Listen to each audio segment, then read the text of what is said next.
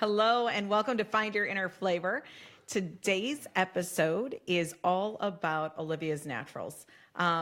Olivia's Naturals is our sponsor for these next 3 recordings. If you are live on Facebook right now, and you live in the St. Louis area, we want to invite you to come on down to the Gaslight. Greg made meatballs and wings with our no tomato barbecue sauce and our no tomato pasta sauce. That is the reason that we are streaming this live today, because we have our Indiegogo on live and our crowdfund going, trying to raise awareness and raise funds to be able to create these products so that they are shelf stable. Myself and my partner are the co-owners of SymBowl. We're located in Kirkwood, St.Charles, and in Chesterfield, Missouri. And again, this episode is brought to you by Dr. Olivia's Naturals. You can check her sign out right back there. And if you just put the www dot in front of it and then the .com at the end of it, you'll go right to her link. We've got Eric joining us today. He is her partner in crime, the marketing person, not the doctor person. Yeah. So we're going to talk about supplements, how they kind of came out with these products, and why are supplements needed. And are you done, Eric? I'm done. Yes. Sorry. Wow. It's like he's texting. I'm already being reprimanded. Teenager. Man. Jeez. So he's on his phone. I'm trying to promote you. I mean, come on. It's perfect. So Olivia is on vacation or whatever, drinking cocktails. She sent the B team. And she sent you in. And I think it was funny because we're sitting there talking, we're having questions, and you're like going, okay, hold on a second. I am not the doctor when it comes to this. Yeah, don't talk to me expecting like I know things, because I don't. Well, first of all, thank you for sponsoring, choosing to sponsor. It is because of sponsors that we're able to continue educating and using this platform to do that. So let's talk a little bit about the products that you have. I looked at everything, and I'm very familiar with calcium, magnesium, and I'm very familiar with fish oils. But then you guys had a turmeric blend, and I was like, why would somebody take this as a supplement? Now we use turmeric in our restaurant, and I know that component. We use it in juicing. Yeah. We use it powdered form in some of the sauces. It's a component to our chicken broth. Not only does it give it a lovely golden color, but it does, I mean, for me, like I was talking kind of off air or on air, Ayurvedically, which is a very old Indian practice, it's very good for digestion and for basically gut support. Yeah, absolutely. You know, what's interesting is that the turmeric or turmeric, however you say it, I still haven't figured that one out as long as I've been in this, doing this now. We'll butcher it either way. That's where we started. And I can't even remember how long ago it was, 3, 4 years. Well, I mean, I've known Olivia now for probably 5 or 6 years. And I started off as a patient. I live right down the street from their main office. They've got interest in a lot of offices, chiropractic offices, but their main office, the Wellness Connection, is right down the street from me. And although I may look a little younger, I've actually got 10 surgeries under my belt. Wow. 3 on each knee, 3 on my right wrist, and 1 rotator cuff. So I've got a bit of inflammation floating around me. Was this sports related? Generally speaking, yeah. I'm not very good to my body. Or you're just clumsy. It could be a bit of that as well, depending on who you speak to. Well, we're seeing you suck down that margarita. So. Well, you know, that could be considered an anti-inflammatory as well. So there's multiple ways to attack that deal. So, but anyway, so yeah, I went in and, I heard that acupuncture is good for circulation and inflammation. So I thought, I'd figure this out, because I had some just ongoing pain in specifically at the time, my wrists, even though I've only had 3 surgeries on one wrist. Both wrists, I work at the computer a lot, and I just had that, the ongoing aches, and I guess you could call it arthritic type of, situation. I guess I don't know technically what it was, but it just hurt. And so I thought, we'll give acupuncture a try, and I did for well over a year. It really didn't seem to be doing the trick, and at the end of it, she said, I don't really know. Acupuncture's not doing it, so it's got to be something else. So the next step was nutrition. So she started talking to me about that, and recommended some specific supplements or ingredients that she said, go here, get this, and And I did, and literally 2 or 3 weeks later, it was just a night and day difference. Couldn't believe the difference that it made for me. So,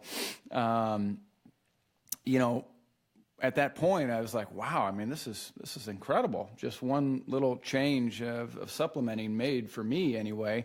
Certainly, it's not to say that it's a cure-all or is going to do that for, you know, everybody. But so can you tell us what supplements it was? Was it her product or was it something happened to else? be some of the supplements that specifically go into that one, the turmeric or turmeric. But it was not her. It was not hers at the time, okay, no, gotcha. because she didn't have that. So, because, I mean, yeah. So I went to the supplement store and she recommended specific brands and specific things, and I got them and I took them, and this was after trying several things to take care of my issue, and that was the first one that did it. And so I kept seeing her, kept doing acupuncture. I believe in it, although it wasn't necessarily the key for me in that particular situation. But I kept seeing her, and honestly, even though I was getting acupuncture, I think mostly what I was paying for to go in every month or twice a month or whatever was her knowledge. I mean, every time I'd go in and I have questions, and I feel like I was paying to get access to her incredible wealth of experience and knowledge, and it was worth it for me. So I kept doing that for a while, and we just developed a relationship. I'd see her at church here and there. I think we developed some trust, and you know, one visit, I never forget. I just threw out a question. I just said, you know, why don't you make your own supplements? I mean, I see they're selling stuff in the office, you know, some specific brands, but it didn't have her name on it. I thought, you know, you're Dr. Olivia, it sounds healthy, you know. It's like, I don't know, olive oil. I mean, it's kind of a health. I don't know. We're gonna help. Olive oil, she just skipped Olivia. over Just that kind of had a ring to it. I thought, you know, Dr. Olivia. I love that she's not here and you're the one. Anyway, you know, I mean, I'm an entrepreneur. I'm a marketing guy, so I was, you know, seeing maybe a little opportunity. So I just threw out the question, and sure enough, she's like, yeah, you know, I tried it before, and she had at the time maybe partnered up with the wrong person, and it didn't work out. And I said, well, I mean, I don't know. All I know is that what you recommended worked really well, and there's no reason to take the specifics of what you recommended and put it into your own formula that you would specifically recommend. And, you know, if you formulate it, I can sell it. So that's kind of how it started. That was how it was started. Yeah, that's how it started. Literally, the whole brand was that one. And how visit. long ago was that? You know, I was thinking about that on the way in. I'm guessing it was probably 4 or 5 years ago. Oh, wow. Okay. And then you've created and developed 2 other Correct. supplements. So it started with the turmeric, you know, complex, which is, you know, turmeric's the biggest ingredient, but all supplemental ingredients around inflammation support, boswellia and frankincense and bioperine to kind of give it, you know, kind of a full spectrum kind of thing. And that was what we did for at least a year, and then we got into the magnesium complex, and then the fish oil complex. You know, really, I think getting around the core things that are the biggest need, the biggest that people have that they're deficient in, is kind of where we started. So yeah, it's been an incredible ride. It's been incredible to see the stories, you know, from really all over the world, actually, which is pretty neat. Well, that was, I guess, probably leads into what your question was, you know, what is it that you're seeing in the marketplace and just whatever that's causing people to need extra supplements? Whew, bad diet. I mean, how was your diet when you went in? Did you even think one iota about what you were eating? No, not really. And that was about the time that really started diving in and learning about the whole spectrum, not just supplementing, but, you know, what you're feeding your body. I read a book that scared the heck out of me called Brain Grain. I don't know if you guys have heard of that book, but it was quite an eye-opener for me. And I have definitely noticed that taking in too many carbs makes a big difference in my inflammation pain as well. I say pain, it just, you know, one thing causes another. So yeah, it was just a time frame where I was getting educated based on my need, because I had so many surgeries and it caused inflammation and, you know, some issues. So I would say that yeah, you know, we could talk for 4 hours about what's causing, you know, people's need for supplementation and better diet. But at the end of the day, it's the fast food mentality. Well, and that's kind of the direction that we've gone is the food is medicine concept, but we know that the food is not the only component in it. And supplements are oftentimes needed because the foods are depleted so greatly of it, and people are not getting enough of it in their daily diet. Even with the best diet, it's really hard to feed your body what it really needs. And you know, the supplements that we have right now, I would consider to be fundamental supplements in the nature of the vast majority of the people are probably deficient in the areas that we offer products right now. So what makes your product unique or different from something that you can just walk into a grocery store and buy or any retail store and buy? Great question, and there's a couple aspects to that. Number one, we do not sell single ingredient products. We never will, because it's kind of like this aspect of, you know, you always hear that fish oil is good, right? Well, fish oil is good, but it's only good when it's formulated properly to be absorbed and to, you know, for your body to take advantage of it. Same with magnesium. Most people, you know, think of magnesium, it's kind of like the backup for calcium kind of thing, right? But in reality, it's probably more important than calcium, because calcium's no good without magnesium. And if you were to talk to Dr. Olivia, and I might be putting words in her mouth, maybe or maybe not, but she's told me on several occasions that, you know, you don't need more calcium, you need magnesium. And so that's why there's no calcium in our magnesium supplement. Because most people aren't deficient there. They're deficient in the magnesium that they need to absorb the calcium. So we don't need to drink more milk? In an effort to not get sued, I'm not going to say that, but most people probably get plenty. Most people calcium. probably are not deficient there. And is magnesium used oftentimes for helping somebody sleep? What is magnesium used for? Yeah, and again, that's getting in maybe That's to more a of a realm of doctor our question. business that's not my forte, but Let's just put a question and answer out there. yeah, I would say that, you know, magnesium, it definitely supports the body's ability to rest and to, you know, to be able to create a, you know, a body that, you know, isn't antsy, so to speak. It's kind of like the nervous system and the muscular system uses magnesium in a big way, and if you're deficient in it, then it just can't do what it needs to do. And again, I'm speaking way outside of my expertise, but all I know is that it definitely supports rest and sleep, and I can tell an incredible difference with it. So, And the omega, the fish oils? Yeah, the fish oil is just, you know, around the basic concept that the vast majority of the people are deficient in omegas.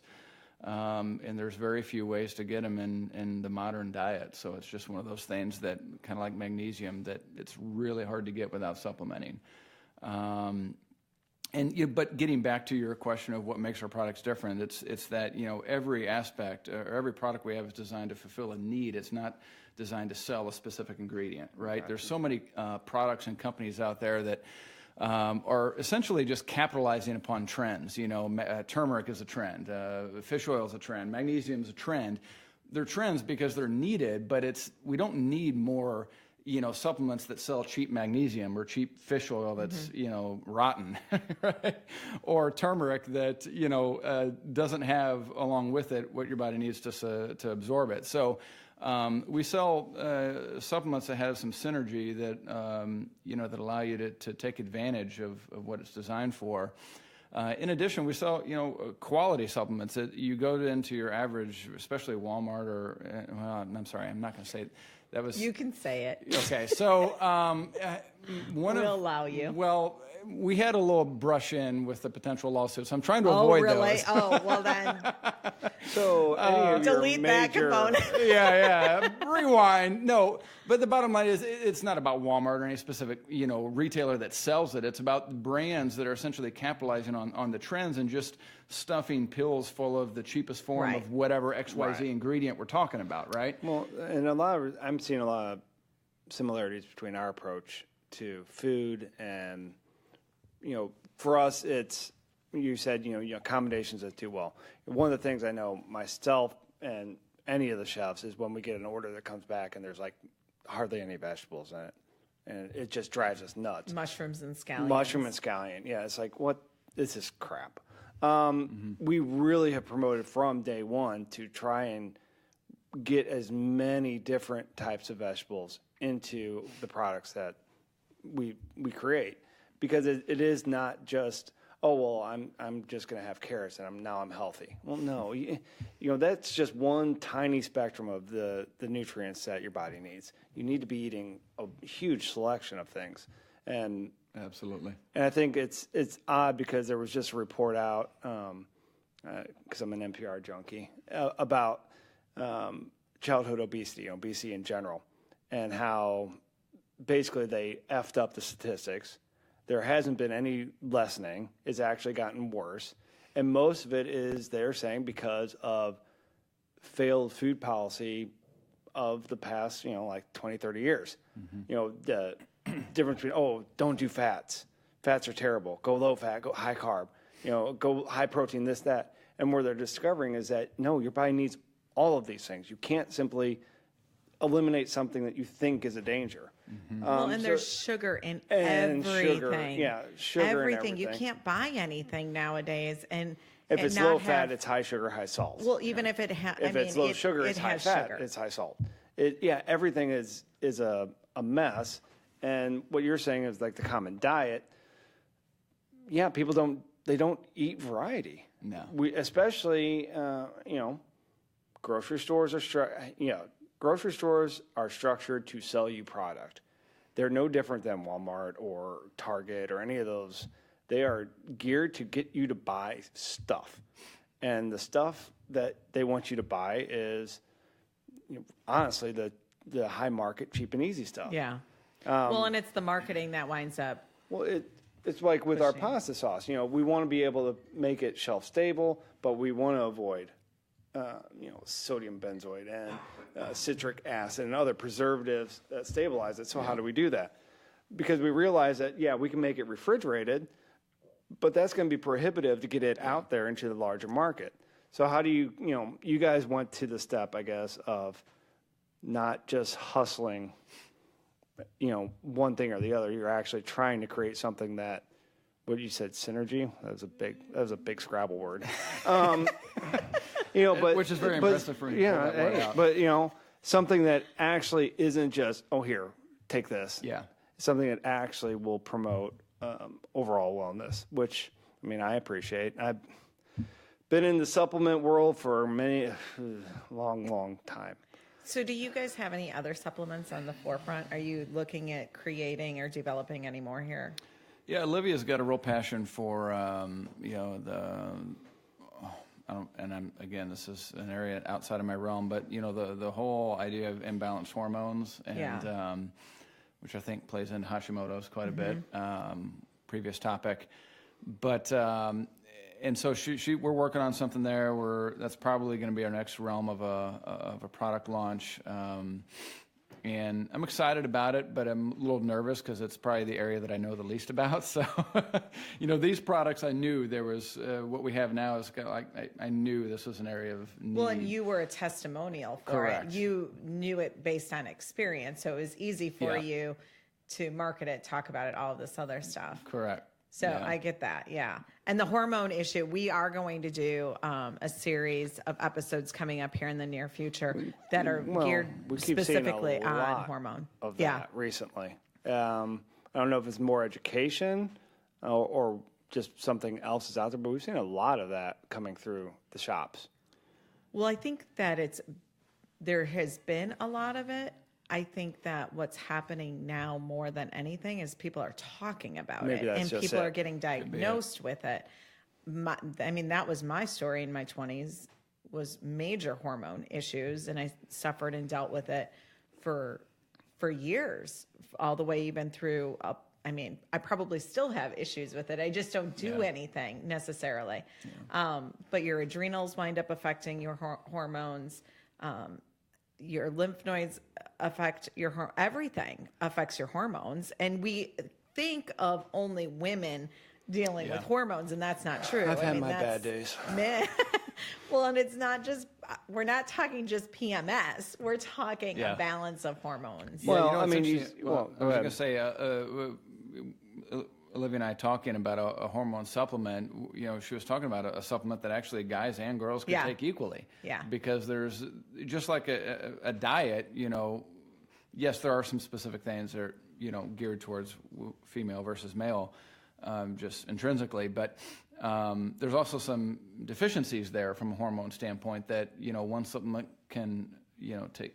So does she start coming up with the products that are needed, and then you kind of go into the business side of it to have it created, developed, and then market it? Essentially, yes. I go on faith that what she creates, there's a need for. She knows what she's talking about. That would be a plus. That's kind of it. And, thankfully she does. I mean, we don't go into a market where there isn't a need, but it is a little tougher because we're not appealing just to the trends. That most people that don't know any better, they're only looking for one specific ingredient because it is hot. They're not looking for the rest. And so Health and Fitness or Dr. Oz wanted to get his penny's worth out of it. Yeah, correct. Yeah, and so our market is a little bit different. We're going after the more educated market that knows it's more than just one single ingredient. Yeah.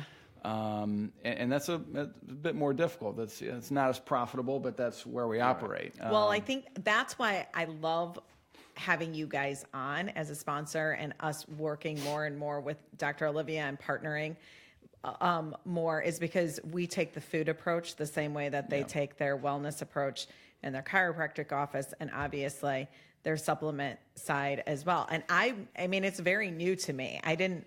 When I approached her about sponsoring, and she said, Dr. Olivia's Naturals is going to sponsor 1 month of the podcast. And I'm like going, okay, well, I guess I have to go on there and check it out and see.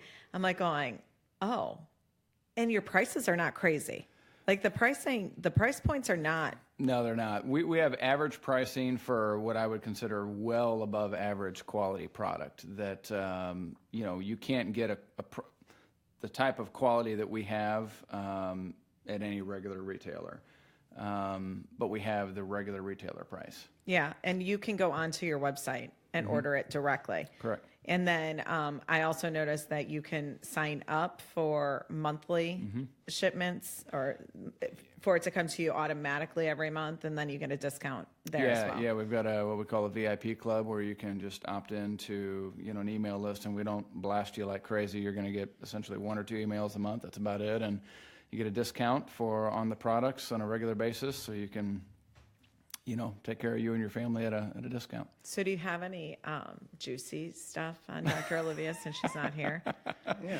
Like, does she ever eat bad? Oh, that's actually a great question. Yeah. Like, do you ever see her at a bar there was an eating absolute a cheeseburger? refusal to give up coffee. Yeah. We know that one. She did our restart, which is our 3-day juice detox protocol. And she said to me specifically, I'm going to do this, but I will not give up my bulletproof coffee. And I go, I don't care. You go right ahead, drink your coffee. I'm like, you're the doctor. Yeah, what's great is that she's not, and again, I'm not necessarily political. She's not a Nazi about everything, right? So it's like she realizes that we live in a world where you're gonna not be perfect all the time, right? And she goes on a pizza binge every now and then. So I just say that. That's exciting. She talks about at least, I think she said once a year, her entire family, they binge on pizza. It's like somewhere around the holiday time, and I don't remember where I got that. But you gotta do what you gotta do. It's like once a year. I gotta have once it. a year. That's not. I know. No, that's crazy. That doesn't count. I'm lucky You're if right. I get once a. Don't do it once a week or once a day. Pizza's my weakness. Pizza is my weakness. But just the fact that she admitted to it was impressive to me because I she think, is and that's the approach that natural, we want. not to be a pun, but she was very authentic. Yeah. Which we appreciate. And that's the approach that we're taking. I mean, you're seeing us drinking mixed cocktails. We've got coffee here. We're pretty laid back because we want to approach this like the average normal person. We don't want to be the guru and the the Nazi in regards to whipping the whip and saying, "Oh, how dare you do that?" We're all human. There's reality. Yeah, we're living a life. I don't want to be somebody who's so hyper focused that I don't enjoy going out to eat. Absolutely. And when we're restaurant owners and when we're restaurateurs and we go out and that's part of our life is to experience the new restaurants and the new things out there. And one thing that I will say I appreciate about Olivia and just having perspective on an issue, specifically with having kids, right? I've got 3 kids, and I think we're generally more protective about our kids than we are ourselves, right? At least I am. I could get rid of that. Yours are older. I bet his are younger. You throw them to the wolves, and if they survive, they survive. But I think there's an overprotective nature that we have toward kids, and there's a bit of a trend to make your kids eat better than you do in a certain sense. And one thing I've appreciated is just witnessing. Hey, when you're out and about, it's okay to not be perfect every now and again, but you balance it out by being healthy as much as you can. I love that she has a daughter that's vegetarian. Well, yes, that's a bit of a late because breaking. That's kind of like a little bit of this. I notice when she's talked to me or when they came in together, and it's so funny because she's like, "This is not me. Like I want meat. I want this," and her daughter does not do it. But I think all kids kind of rebel a little bit against what. If you're gonna rebel, that's not a bad way to do it. Exactly. I'd be eating Twinkies and that, Mom. Right. Yeah. Right. So it is fun. It's fun, and it's fun, kind of coming full circle because I'm familiar with Dr. Olivia and Brian and Jason and Whitney when they first opened up their practice, and gosh, I want to say it had to have been right around 15 years ago, 16 right. years ago. And my family was in a car accident, knew of them, and that's who we sought out to help us. So we had this relationship with them, our kids going in there, them taking care of all of us. And then here we came full circle with the restaurants, and then they were frequenting coming in. Olivia's in our video for our crowd fund as an expert, and she's been a contributing blogger. We've had her on the podcast. It's great to have those relationships with experts that you don't have to know it all. You just have to know the people to ask the questions to. So she's a huge resource for us in many, many ways. Anything else that you want to share in regards to what makes it unique? What makes it different? There's so many different ways you could go to it, but I think that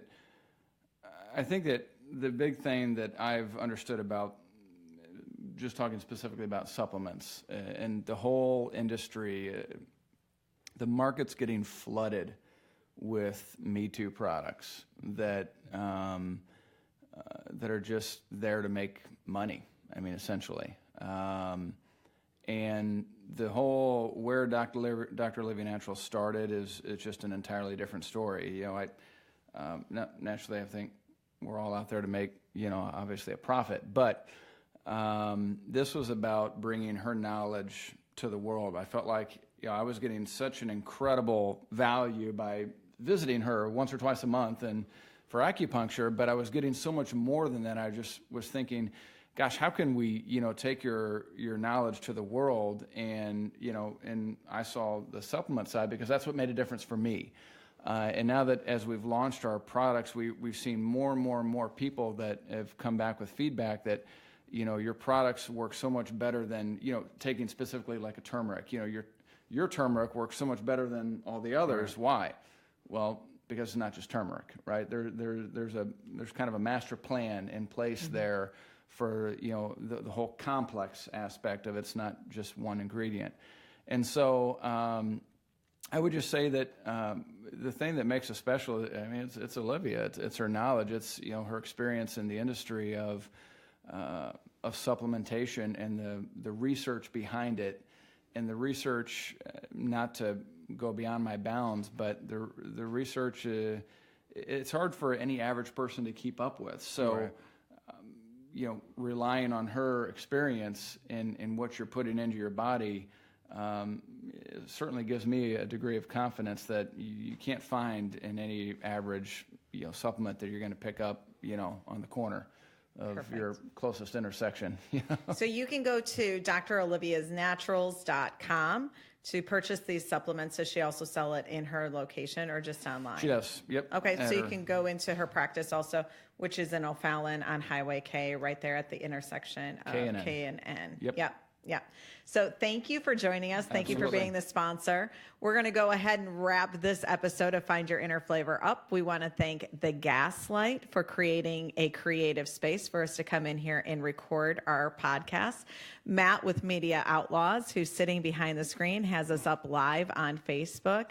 Mark, who is sound and making sure that a little hand. making sure that my feet stay on the chair and not on the table. Everybody that showed up today to the event, there is still food out there. We are streaming this live on Facebook all day because we want to encourage you to go to our Indiegogo page and contribute. For anybody that contributes today, you're going to go into a raffle for a prize package, which is a wellness package for 2 floats at Buoyant Float, 2 Soul Sweats at Soul Sweat, and a $50 gift certificate to SymBowl as well. We want to thank Count Blue for contributing to the mixed drinks that we are doing today. There are so many people that make this a moving passion for them and allows us to continue moving forward as well. We're sounding out, but we're going to continue streaming this live. I might pull we have to somebody back, behave. but we will break and we'll go into our next podcast next. Thanks all. Fantastic. Hey, Lacey, can you bring Wes Could you tell back here? I want to talk to him real quick. that there was no tomatoes? No. Yeah. Tastes like This one? Yeah. pasta Okay, sauce. perfect. Yeah, this is live. We're not trying to figure out, readjust, and do all It's interesting that I assume all ingredient labels, the first ingredient is the most. So it's mostly carrot. No, Or chop it up so you can Perfect. I'm just Perfect. curious, like what the base is. actually, yes, this one actually is in order.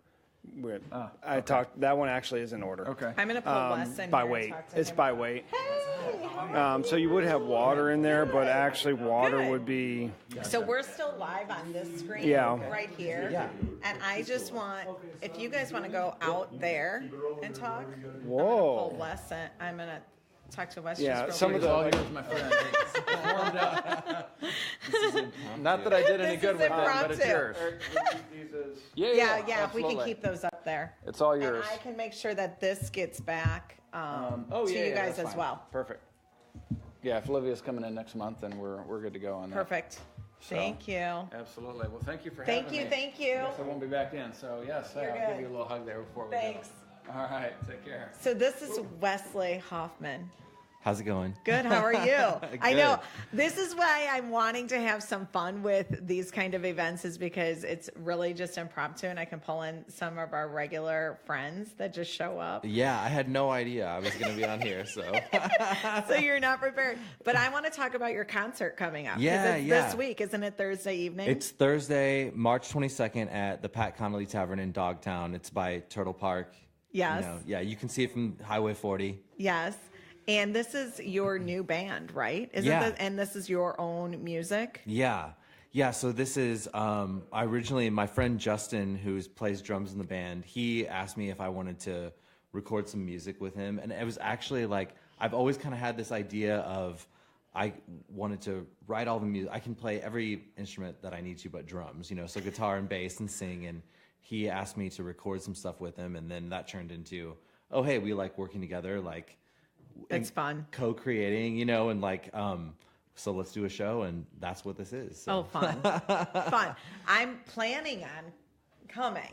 Please do. I'm planning on coming. My whole thing is like currently, I don't know if I'm going to have to work or not work or whatever. But let's talk about how you and I first connected, because Yeah. actually the first connection was with Treehouse, and I was not there, but I sent an employee of ours because you were doing some networking and training thing, and I sent one of our employees. Oh yeah, the Strange House workshop. Yeah. That was probably 2 years 2 years ago. ago, Okay. So that was the first time I heard who you were. And then I don't remember how I think a couple people like connected us. Yeah. People had always told me that I need to meet you. I love it when people say you need to meet her. Yeah.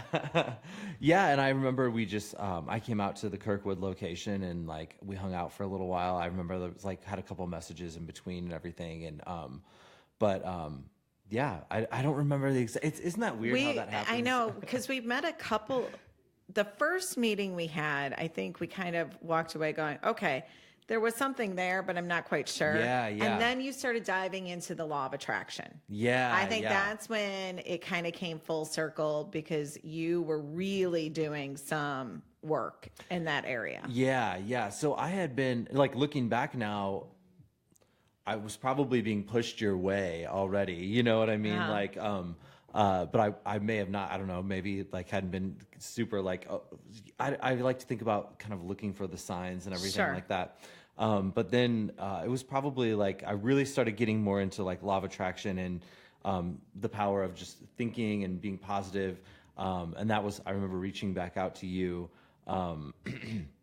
and wanting to meet up after that too. So, and you were a guest on my podcast. I was. too. I was a guest on your podcast, and then I connected you with Danny, and I think you guys have done a podcast And together. we've actually done a couple of podcasts together too. So I think it's so cool to see, like, you know, you can never see it from the beginning, but like looking back, you can see, oh, that's one thing I love just about networking and connecting people. And I know you're a connector too. Yeah. And like, is you never know when you meet one person who that's going to lead to Right. like the next time, like, oh, I met this person, they introduced me to this person, and now we're doing this thing. And it's really cool to see how that all, when you're open to it, how that Right. all unfolds. Right.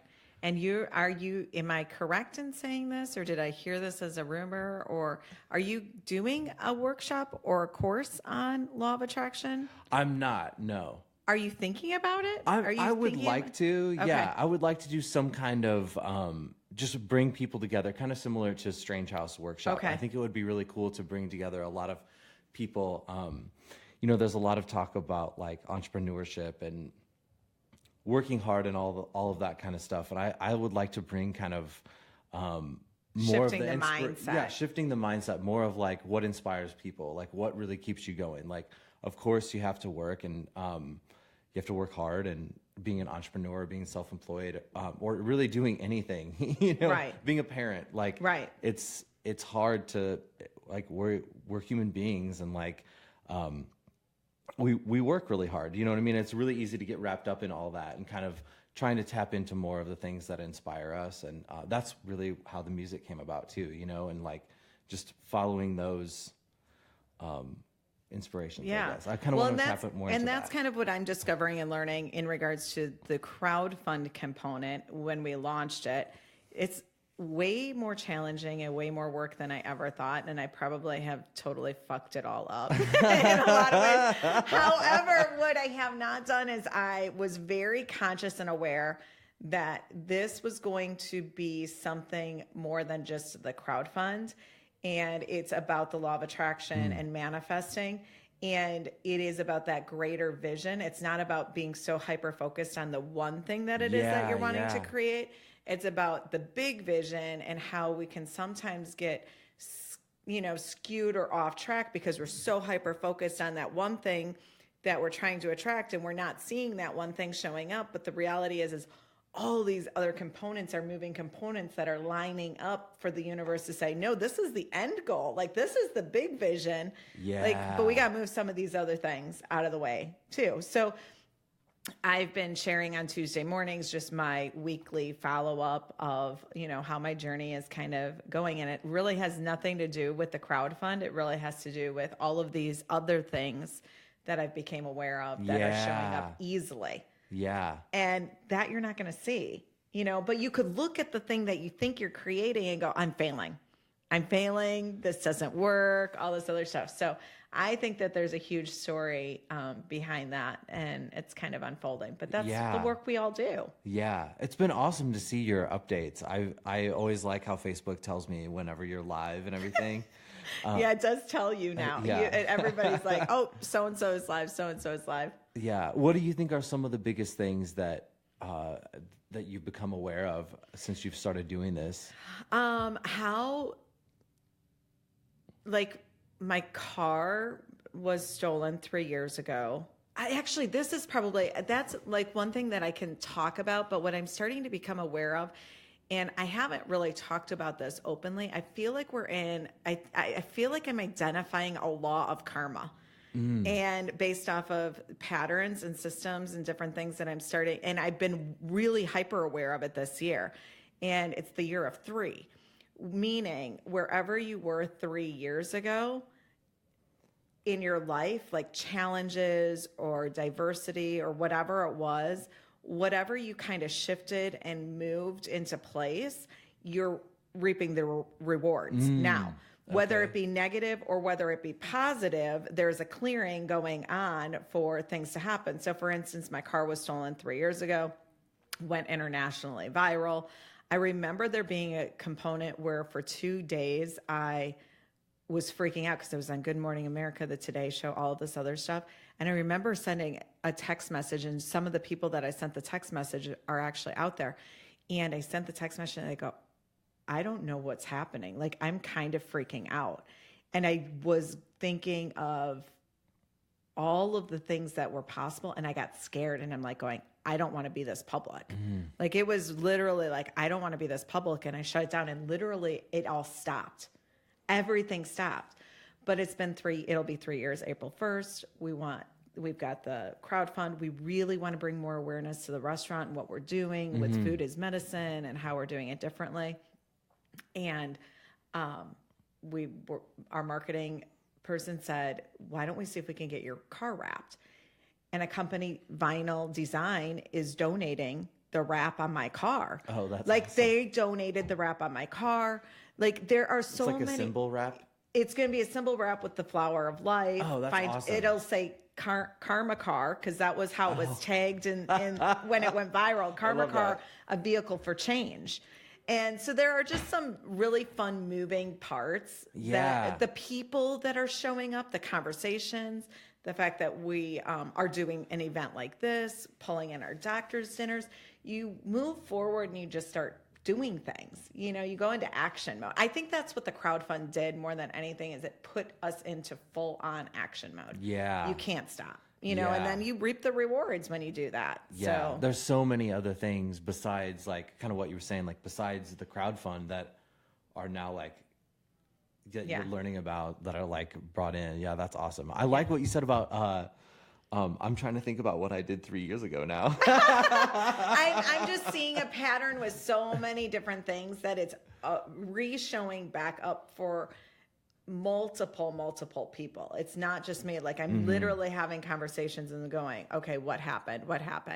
And it's unfolding. So I don't know if it means anything. Like, who am I to say what that might mean? I honestly have no clue.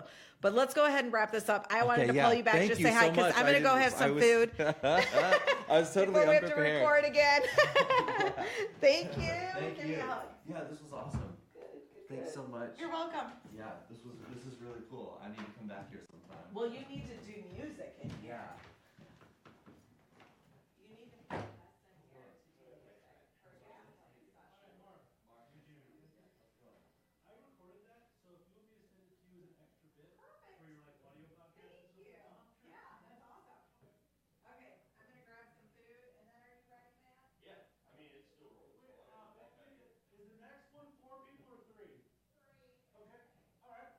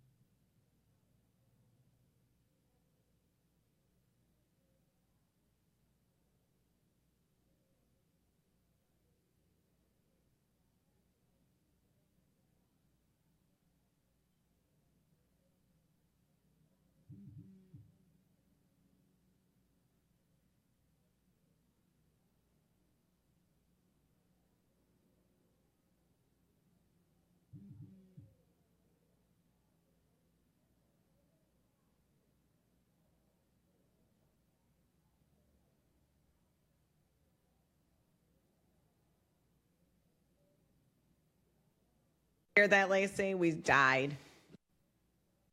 We got There's kicked a off. wheel. Wait. 1, go.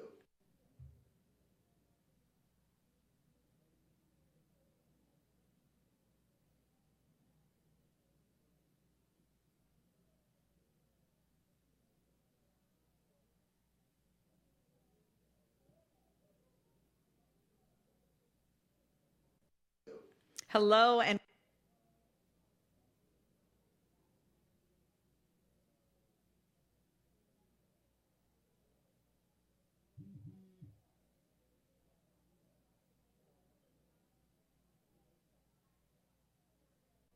hello and welcome to Find Your Inner Flavor.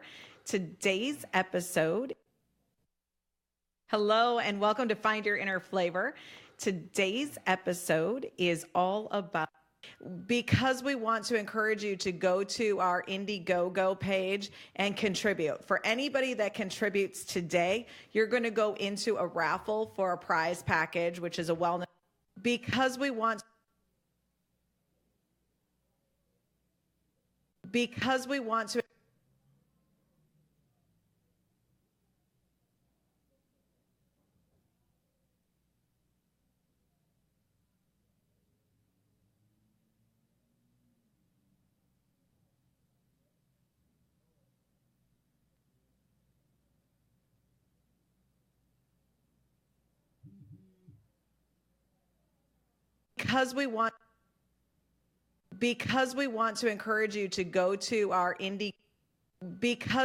to encourage you to go to our Indiegogo page and contribute. For any Thanks all.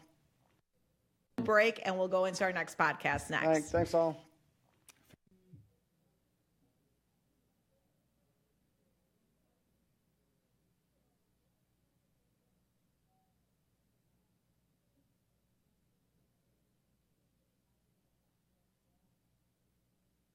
Pull So we have to somebody back, behave. but we will break and we'll go into our next podcast next. Thanks all.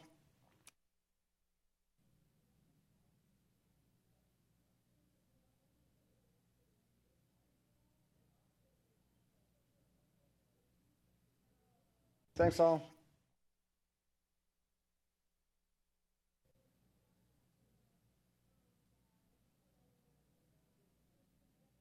Your new band, right? Yeah. And this is your own music Yeah.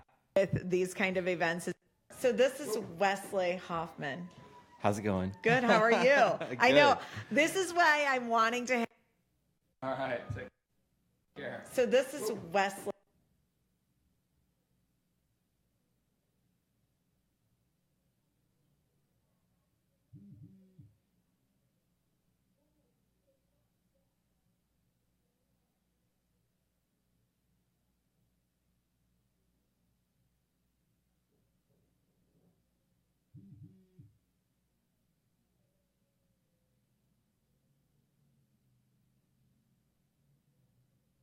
It's by Turtle Park.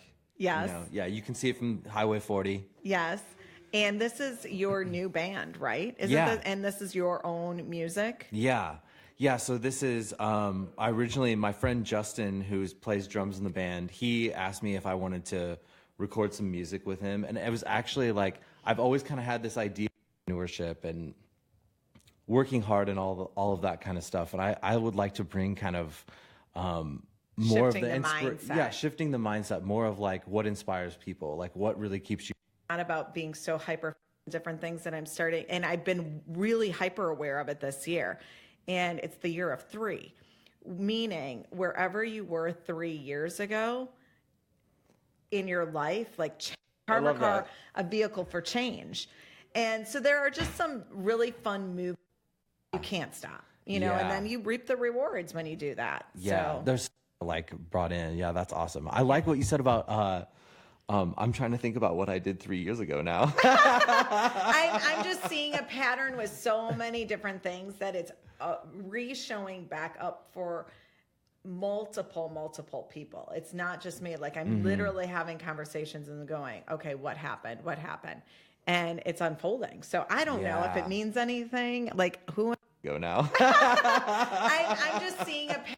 Say hi because I'm going to go have some food.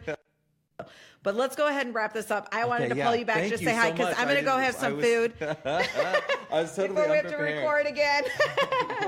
Thank you. Thank Give you. me a hug. Yeah. Give me a hug. Yeah, this was awesome. Again. Thank you. Thank you. Thank you.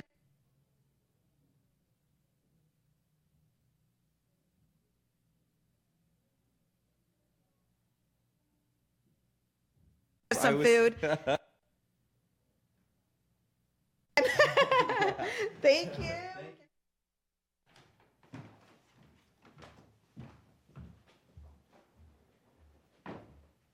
Again. Thank you. Give me a hug.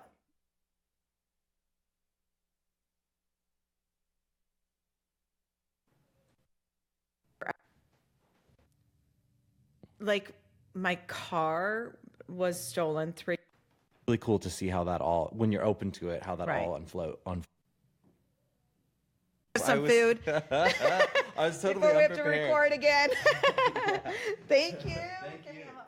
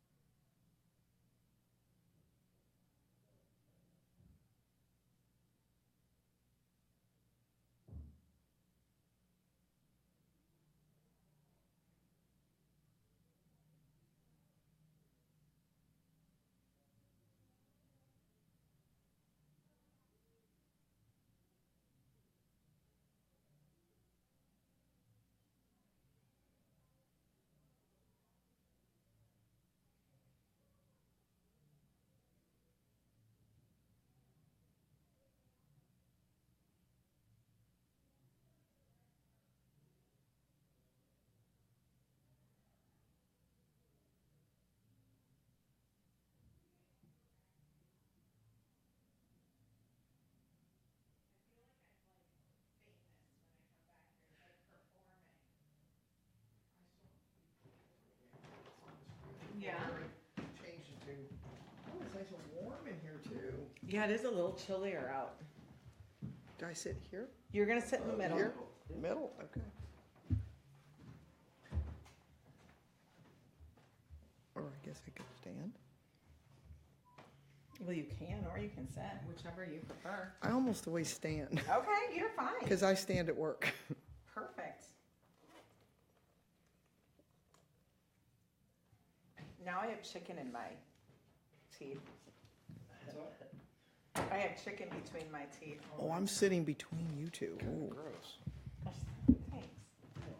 So I'm gonna go live out to the room again. Okay. All I'll need before you start is just you guys talking for 30 seconds or a minute. Got it. Okay. This- Hello. Hello. Joan's like, that's easy. I can do that. Ooh, you're a stander. Yeah, I stand at my desk. This height, my desk is this high. Believe it or not. Well, it can raise up and down, Okay. so you can sit, but it's very uncomfortable. So I have the type of desk that will force you to stand. Wow. Yeah. I stand at home too when I work. Yeah. Most of my video editing I do stand. Do you really? I'm so much happier standing than I was sitting. Helps me focus. Yeah. The only thing is I got to get new glasses because the problem is you can't quite get the screens right. So you can't see as well when you're working screen to screen. Really? If you're just one screen, you're good. And I think it's just the glasses I have, so I'm going to get a new pair. Yeah, whenever I used to stand at I would Lacey, stand we at the desk good? for hours working on websites. and stuff Back on now? in the day. Yeah, we're still. We haven't gone off. Oh, I don't know. Sarah, if you're still watching, you were nitpicking. Okay, good. Yeah. We're amateurs. Avoid Oh, putting hitting the table too much. right. Don't do that. Because of the mics, it just kind of picks up. I got you. Man, But if it happens, Mark. it's no big deal. Okay, thank you. Mark Because and I the don't like. mics. I probably Jeez. will not do that, so we'll I'm be gonna okay. just sit here and No, just don't- do it don't. the whole time. If you're on Facebook Live, thank you for joining us Or staying with us. or staying with us. Or if you have comments, you can comment. Do we have a Facebook we'll say something camera? later. Or It's what the we- middle camera. Oh, the middle camera's Facebooking. The middle camera's just on her right now. Oh, okay, gotcha. So I'm here again. So you're here. Joan's on the Yeah. middle. I'm there. Ah, I'm So if you are on Facebook Live and you're just now seeing this, come on down to the Gaslight. We still have plenty of food down here. We're recording our podcast. SymBowl has brought in food, and we're featuring our no tomato pasta sauce and our no tomato barbecue sauce in awareness of our crowdfund on Indiegogo. So if you are a contributor today onto that, you will actually go into a drawing for a prize package that is included 2 buoyant floats, 2 soul sweats, and a $50 gift certificate to SymBowl. Are we ready? Okay, so we're going to go ahead and thank you for joining us on this episode of Find Your Inner Flavor. I am your co-host, Becky Schoenig, my partner, Gregory Owens. We are the owners of SymBowl. We're located in Kirkwood, Chesterfield, and in St. Charles, Missouri. We're doing this podcast a little bit unique and different. We actually have a networking event going on out front. I see Karen and Dan just showed up. They're going to be our next guests. Hello. We have food down here, and we want to thank Olivia's Naturals for being our sponsor on this episode. Olivia's Naturals does 3 different supplements. It's a magnesium supplement, a fish oil supplement, and a turmeric supplement.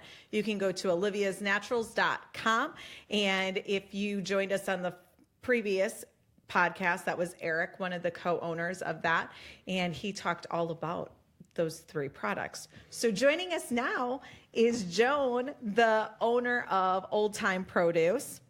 We're going to talk about where our food comes from, the logistics behind it. But Joan has also offered to be a sponsor of one of our upcoming podcasts as well. So I want to thank you for that, because it is because of that that we're able to continue doing these and to continue doing the education and bring the awareness of where your food comes from. So welcome. Well, great. We appreciate the opportunity, and I'm really glad to be here. It's really cool. I like It's it. kind of fun, isn't Yeah. it? Give a quick breakdown, because you are 2nd or 3rd generation now. Well, I am actually technically 2nd, but consider myself the 3rd generation of Ole Thyme Produce. My grandfather was in the produce business, but died prematurely, so there was a gap. And then my dad had to restart the business under the name Ole Thyme Produce. In 1973, he retired in 2001. And I've been running the company since that time, and have worked there since in 1988. I joined the company, and I worked there as a child too. And you actually work in there. No, I am not a You're not like hands-off owner. I Yeah. am a hands completely on owner. We came out and we toured your facility a few months ago, right after you had opened up, and it is amazing. It is a $10 million. Isn't it 10? Was it 10 million? Yeah, it would be probably a little bit more than that, but that's a good number. We'll start. We couldn't build it probably for 13 million or 14 today, but we built it for under that 2-3 years ago. Just a little bit more depressed, the economy. contractors and things a little bit more aggressive at that stage. So we built the facility because it's our belief today that our responsibility to customers and to you, and the promise that we make, is that your food will be handled safely, that there is nothing that we'll do to it, that we'll be great stewards of the product from field all the way to landed into your restaurants. And that's the promise we make, and we couldn't keep it in the building that we were in, quite frankly. I mean, as good as it was, as much as we had done to it, it would not meet today's standards because, again, all of the bacteria, all the virus, all the things that happen today are just so much stronger than they were 5, 10, 15 years ago. They're much more vigilant. So what makes your facility unique and different? We were able to, by design, build into the design of it things that very difficult to reproduce without starting ground up. So one of the things that we did is we sanded and hardened the floors. And the way that you have to do that with concrete is you have someone come literally roll over them and grind the surface off. Then you densify them. Then you grind it again and you densify it. Then you grind it again, you densify it. And you do that until it literally will not harden anymore. So concrete has a number, and I'm not a concrete specialist by any means, so I don't remember the exact numbers, but let's just, as an example, say when you pour it, it's a 4. And on its own, it hardens to 7. Well, these floors are hard to like 14. And the reason we want to do that is because where bacteria live is in pores of the concrete. So no matter what our cleaning procedure was, there was always a chance if the floor wasn't really hard and almost non-porous, there could be some bacteria in the facility. So it was just one of the things that we built in. That's kind of fascinating. Yeah. I would have never, ever thought that. Also, one of the things that I noticed when we went in is how your trucks back up. Yeah. And when they back up, they're actually sealed. Yes, they back into shelters and they back into the building completely. So there are dock pits where the truck backs all the way in, and the doors and everything are open once the truck's in the building. It's just, again, it's a safety precaution. It seals the trucks better. It lets less pests, mosquitoes, flies, things. And again, they're all disease carrying for the most part. So we're trying to keep them out of the facility. It's interesting. It's interesting because these are the sides and the components that most people have absolutely no clue. They go to the grocery store, they go wherever it is, they order their food, but they don't go into these layers of where's your food coming from. Yeah, I always say that when the responsibility, it's just like real life. Some people take the responsibility really serious, and some don't. I take it incredibly serious. So for me, the highest of everything that I can do, the highest standard to make it safe, is my promise to every customer and everyone eating at your restaurants. So like one of the technologies that we employed, which is a relatively new, I guarantee it will become the standard, is KE2 therm technology. So that technology is a device that monitors every evaporator coil and will send us a code, send us and the refrigeration company a code. You'll get a text. If anything changes, if there's anything that it senses that we need to identify as an issue. So I can tell you that we're about a year and a half into the building, the temperature in the coolers has not changed 1/10 of a degree. It has never changed in the building. And there have been a few sensors that have gone out and things, and we get 24-hour continuous reading of the temperature in every cooler. And it can be downloaded. You could give someone access if you wanted to it, that kind of thing. But the coolest probably technology that we have in the entire building is that to make it completely secure, and again, we don't think of these things necessarily as being part of supply chain management. But again, we have to always remember we're in the environment today where, we have people being shot in schools. It happens everywhere. And so if you are going to want to do something to food and want it to in any way inflict something on it, one of the things that you could do is potentially walk into a any food facility or something, dump something, do something. Way we prevent, our entire facility is controlled with biometric access control through technology deployed called Face Key.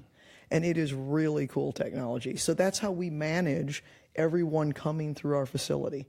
It's fingerprint. You could also have done it with an eye, but we do it with fingerprint control. So without your fingerprint, it limits you, or without it, you can't go places. If you don't have access to that place, you can't go there because it's all controlled by the fingertip. So in drivers that come into our facility that unload, they come into a secure area that you can't get out of. You're trapped in a little room. You can see out to the dock, and you can access through a window the receiving personnel, but you cannot leave that area. And one of the reasons is because we don't know who those people really are.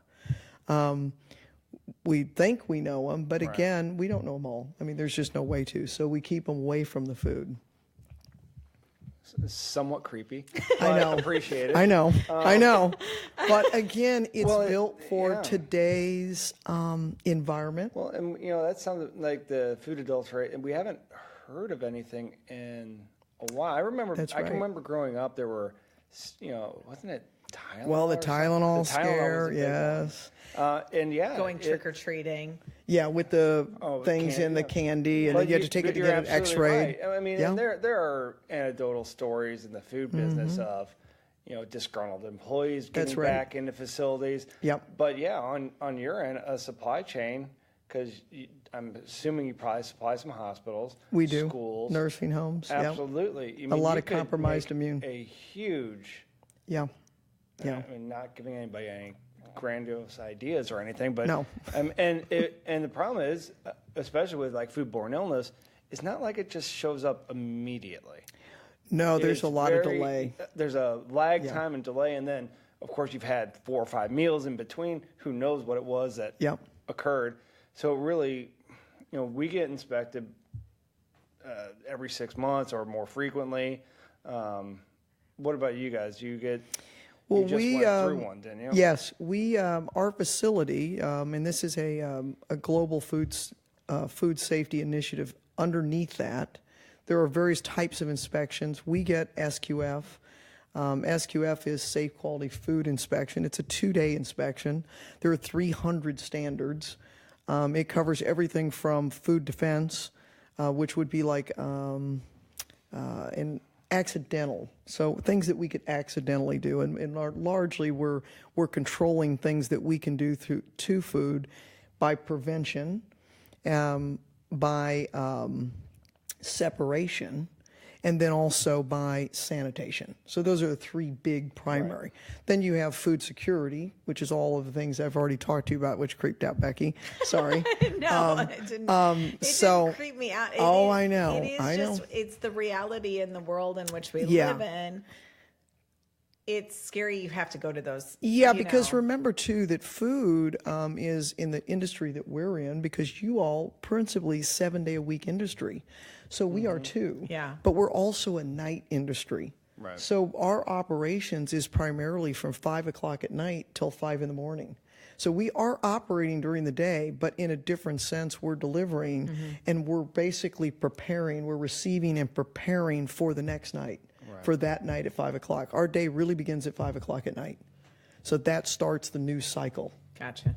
We appreciate, and this is why we wanted you to come in, because, I mean, you would sit there and go, oh, do we really want to have a, Old Thyme Inn? How interesting could it actually be of a conversation? You're talking about food and where it's stored and then coming to you.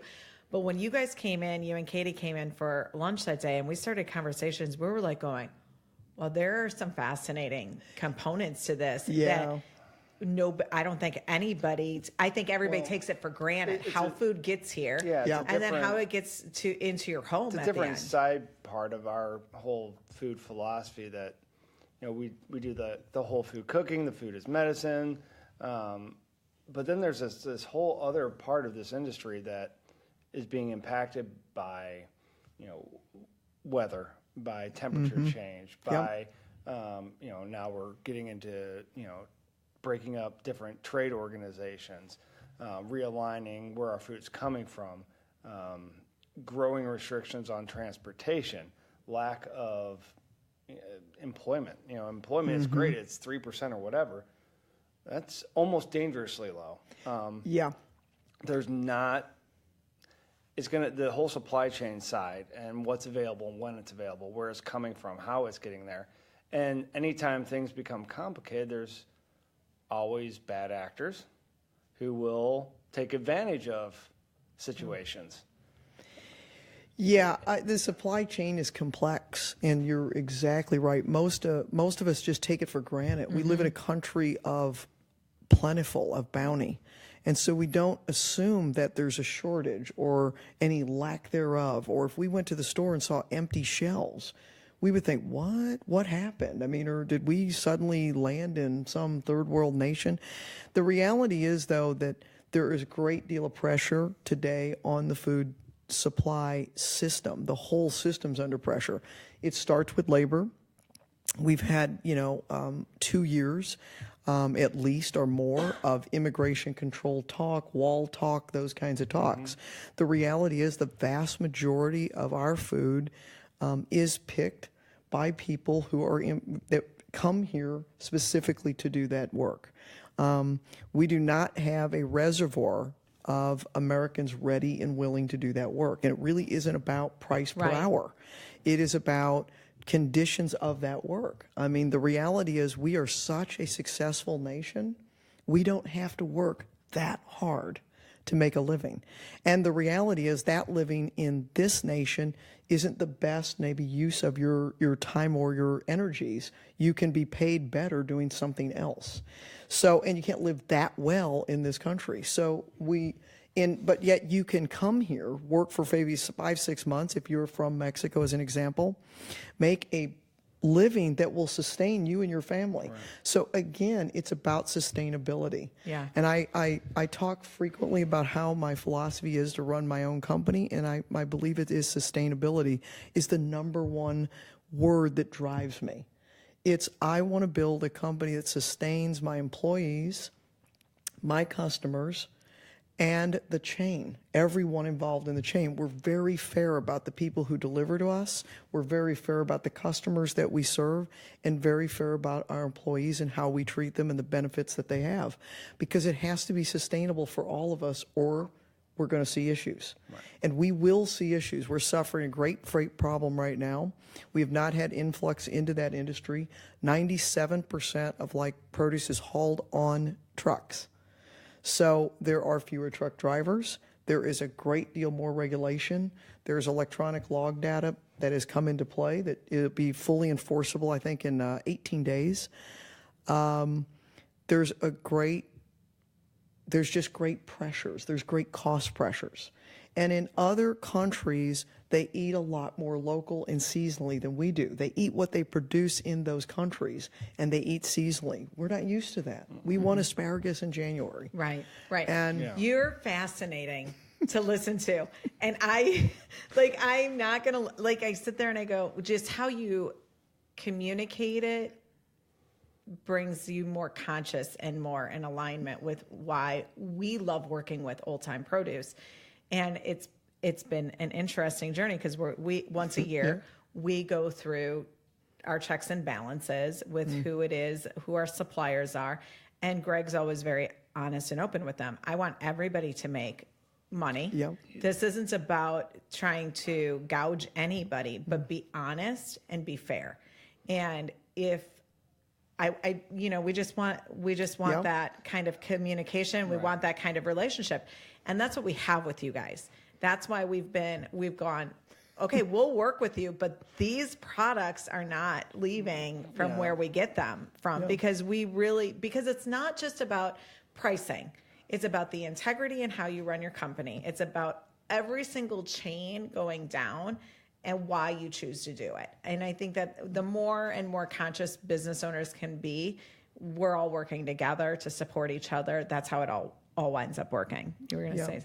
Well, I mean, that's just the beautiful story. I mean, unfortunately, it's not how it always works, but for us, that's what that's a big part of our relationship with you guys as a customer, it's what we try and do with our employees and with our own customers that are in return. We're very transparent about where we get things from, what it is, what the product is. And it's nice to be able to partner with somebody that you don't have, it's just very symbiotic. So let's talk about greener fields together. Okay. Because that's one of the components that we said when we talked to Katie, we heard about greener fields together. We said, yes, we want to be a part of this movement. It's not huge in St. Louis currently with you guys.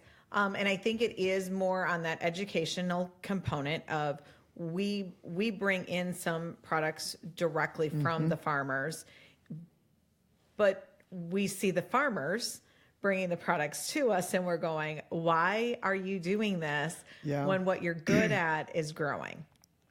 Yeah, Greener Fields Together was really about sustainability. So it was a thought process of ProAct and a group of and ProAct is a national co-op that we've been a member of for about 20 years.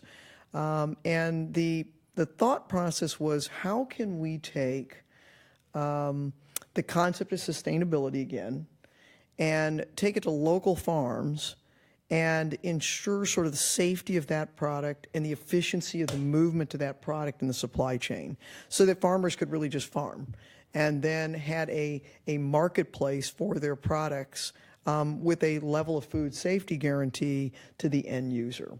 So it began, I forgot how old the initiative is, but it's actually fairly old, but we're still kind of figuring out because again, that movement is here to stay. Number one, there is a lot of I think stops and starts to it, particularly in this market and other markets. Just how to get things to market, what is the best way, how to keep the connection direct from the farmer to the restaurant and then to their end clients that are in the restaurants, and then where does the supplier like me fit in?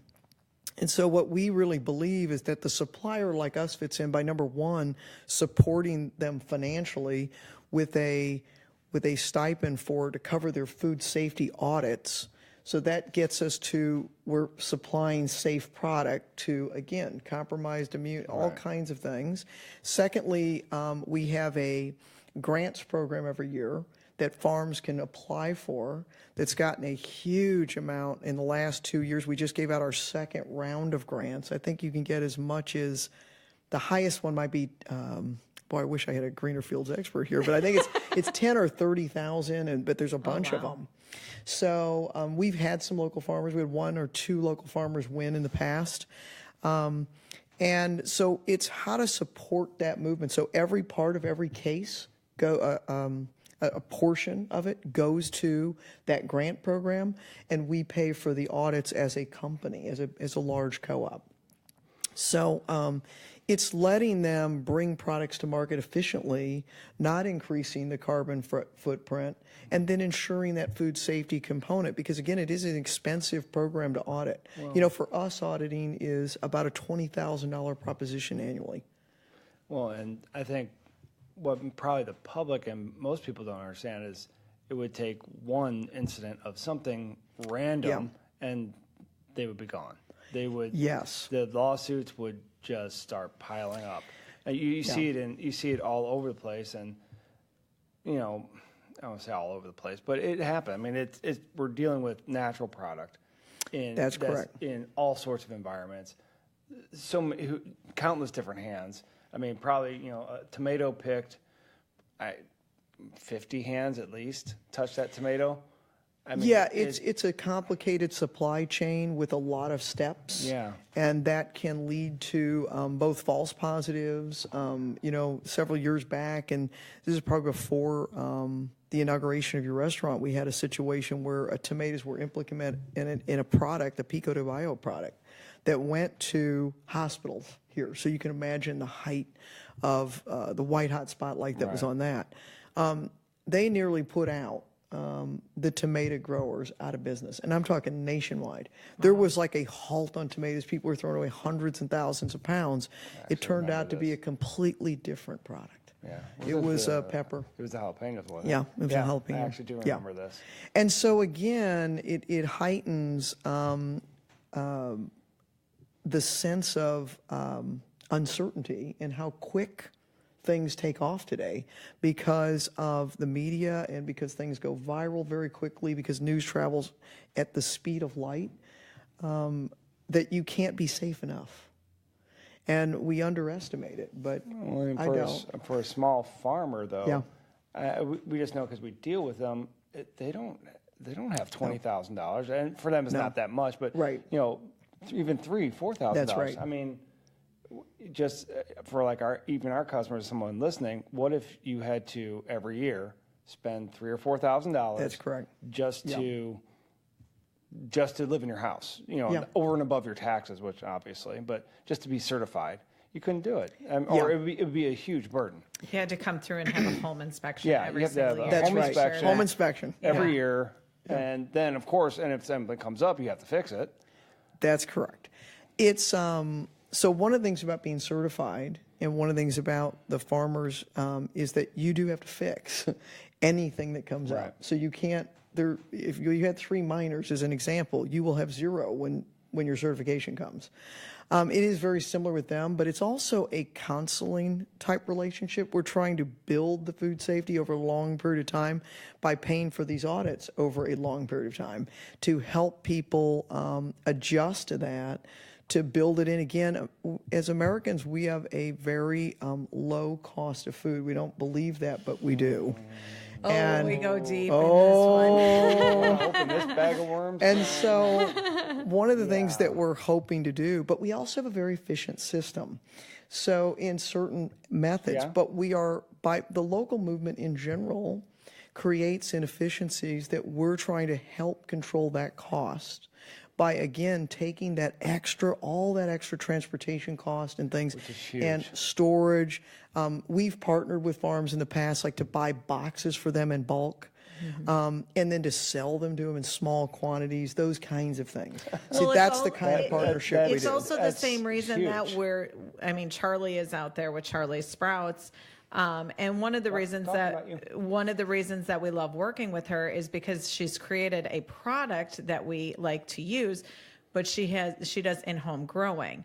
And we've kind of said, okay, she'll never, with how she grows, she will never be able to supply our needs, but yet we can sit there and say, okay, how much can you grow of this? Yeah. And we will bank on purchasing that from you. So then she has all of her needs taken care of to be able to focus on creating and developing in other areas. It's also the relationship we continue having with the farmers. The more we grow SymBowl locations and commit to purchasing from those local farmers, we can count on this. We will purchase this.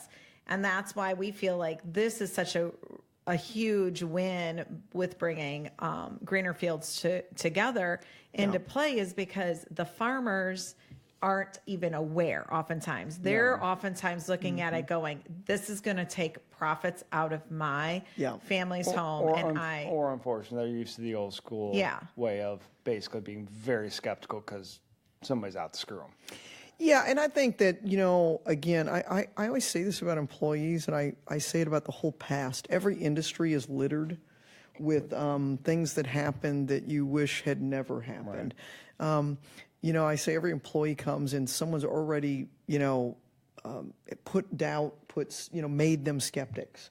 And you have to have people with you a long period of time where then this is the show me state.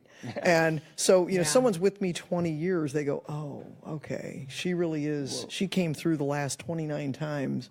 She'll come through the next 29. We very much, you know the food business. It's rough. Yeah, it's littered with bad players.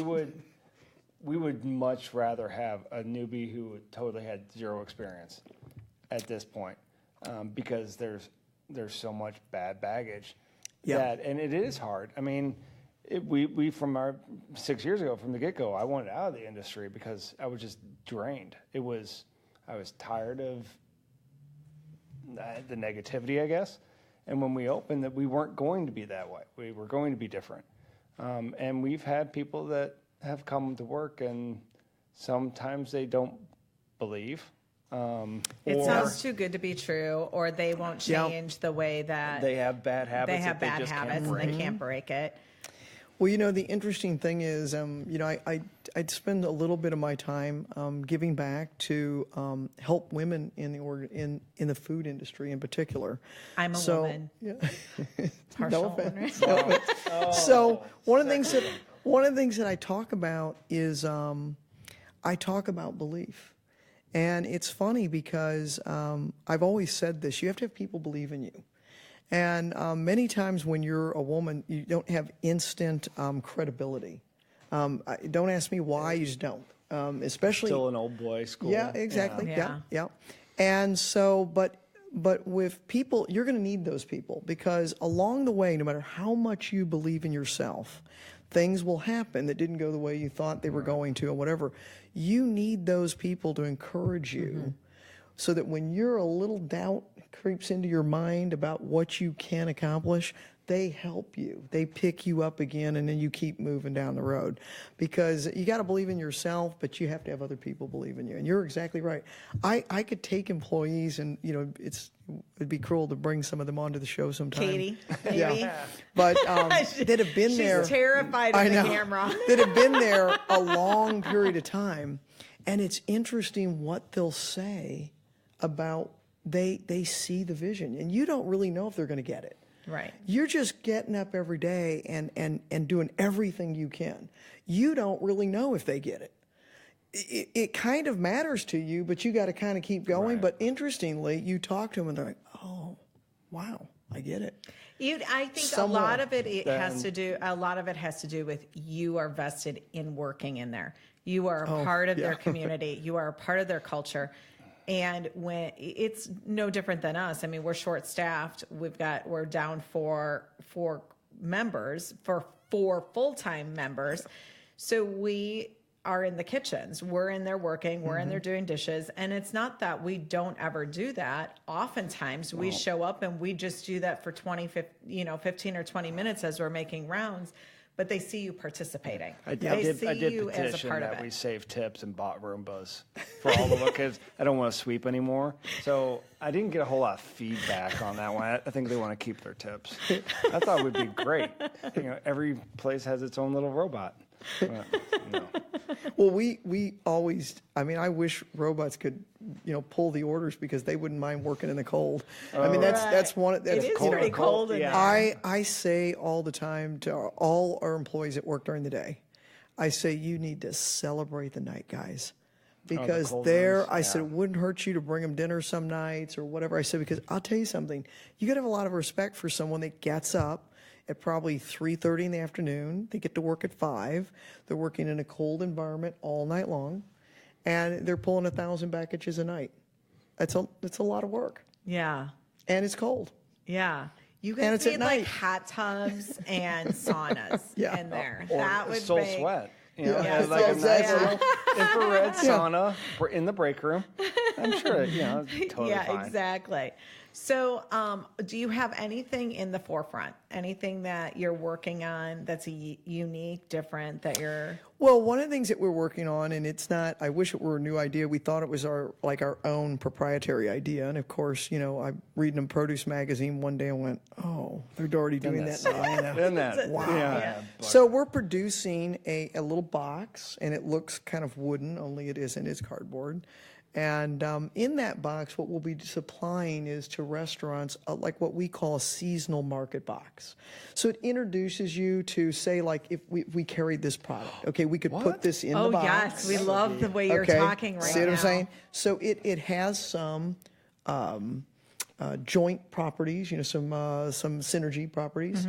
And then we can put like a seasonal vegetable in there, maybe have a chef do a recipe for us, put that in there and all the ingredients, that kind of concept. We actually give these boxes away. They're to generate ideas. They're to try to get things rolling. And so that's kind of, we buy the products that go in it, but then separate them into quantities that you typically would be lesser than what you'd, buy. There's like one of enough to make everything. So it's like your own little meal delivery kit. Yeah, it's a little market kit. So there's something that we're working on to launch this summer, and I'm wondering if we can partner with you Do I know on this about this? product. Yeah, you know about it, but we haven't talked about it a whole lot. Okay. We're wanting to it's been spearheaded by some gymnastics owners in the Chesterfield area, and they're wanting to do more food education with their families, and they're wanting to get the kids and the families participating in actually cooking food.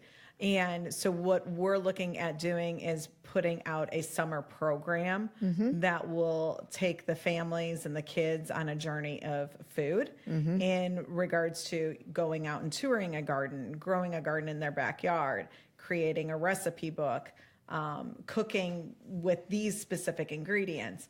And kind of like the book reading clubs did it, when you were in elementary school. We're wanting to put together a program that is kind of like that with a party that if they hit X amount of stars on it, they win That's this a neat party. idea, So we're looking to execute that this summer. So there may be some components that we can work together in regards to that, because I think that's why we do the podcasts and the YouTube channel, is because it's about education. It's about helping people identify and really understand and know where is their food coming from. Just they're a little peek behind the veil. I mean, everybody thinks, for us as restaurant owners, restaurants are sexy, they're glamorous.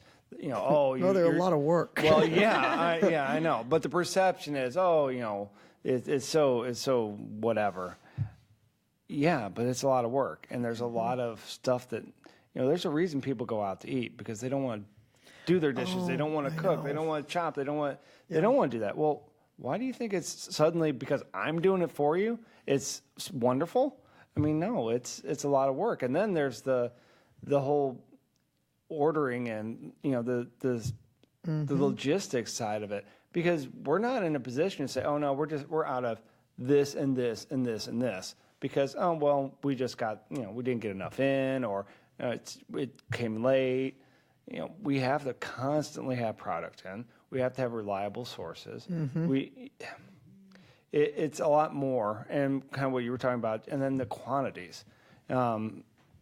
It's the fruit and the produce side is really easy for me. What is challenging a lot is, like you said, something about boxes. People don't realize how much of stuff you have to buy sometimes. It drives me nuts. I know. Claire isn't here, but I can yell at my Kirkwood location. We got straws in, and I hate it when straws get delivered.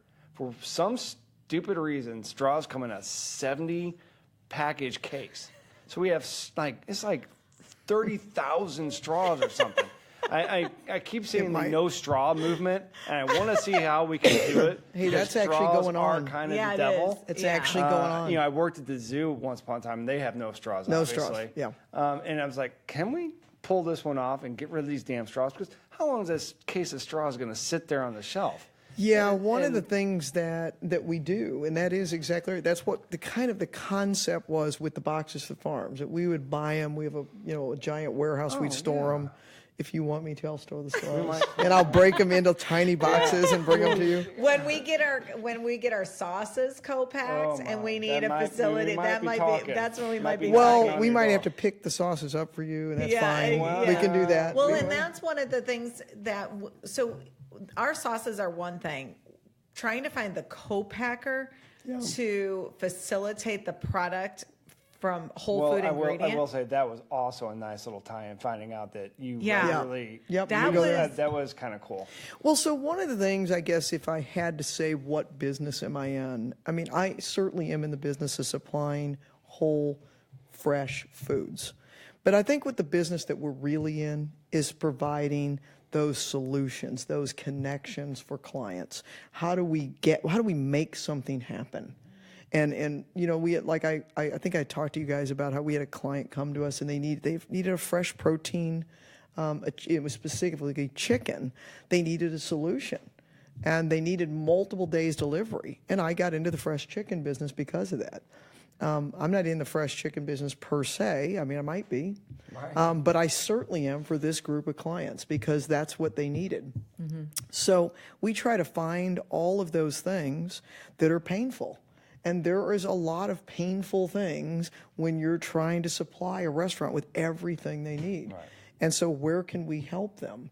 And I know Katie called us the other day going, who do you know that makes local almond butter? I need to get you that number. And Joe. Sorry. I'm like, and I'm sitting there going, I don't know, almonds aren't local, but there's probably somebody, and Greg actually but that's the relationships. Yeah. That is the relationships that we're all building. For us, it's our customers, and for us, we're your customers. Yeah.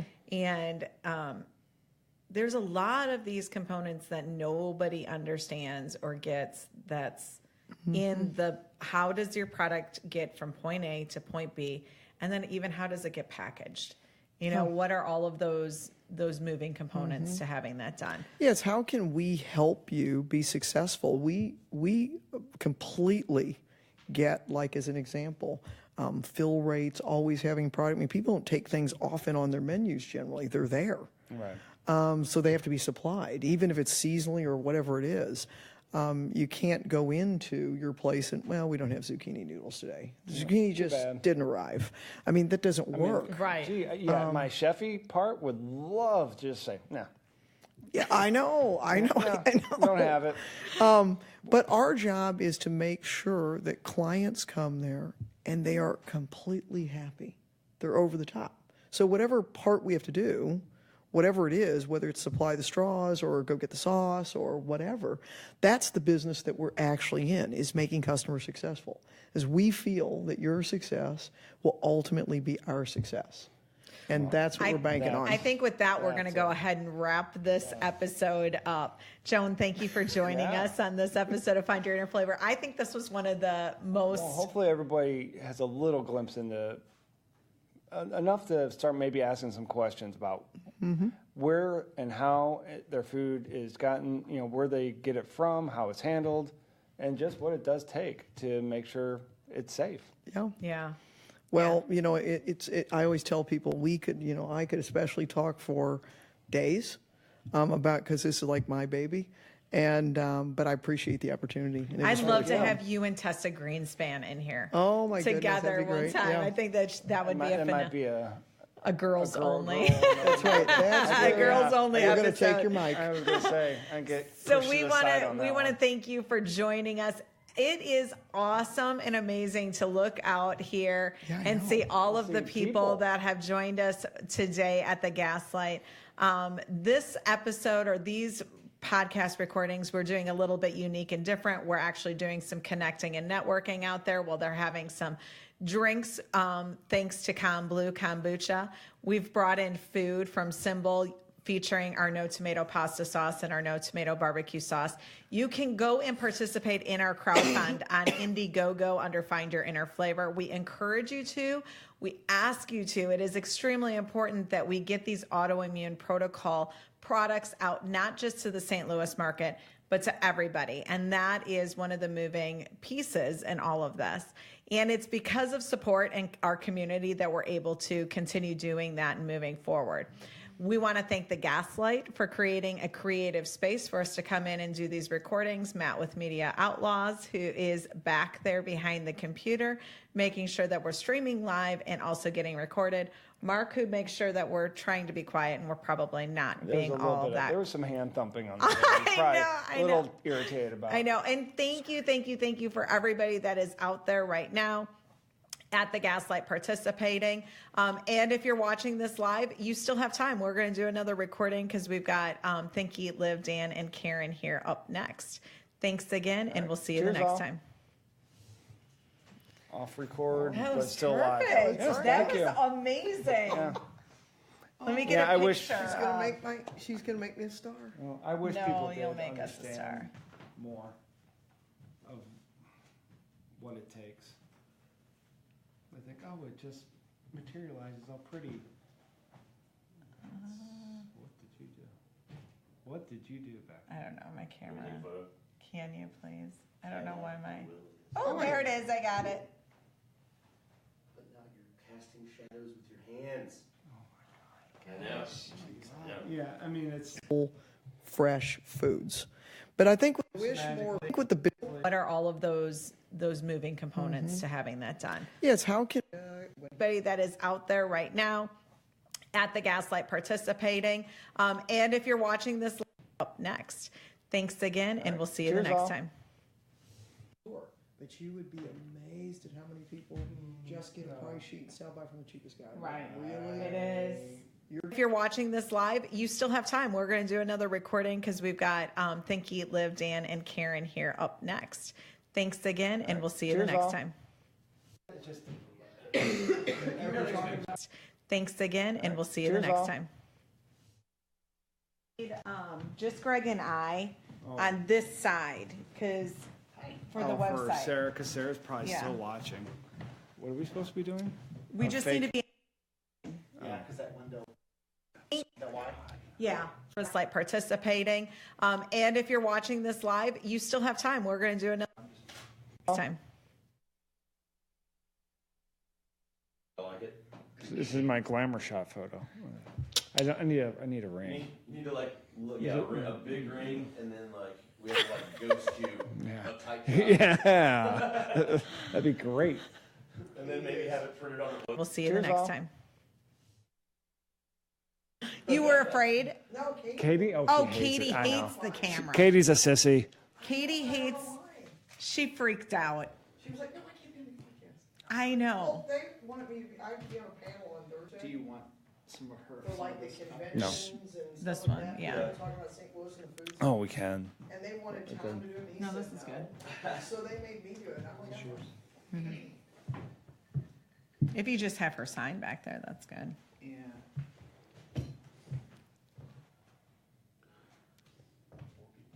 did I jump on the table? Oh, no, it was fine.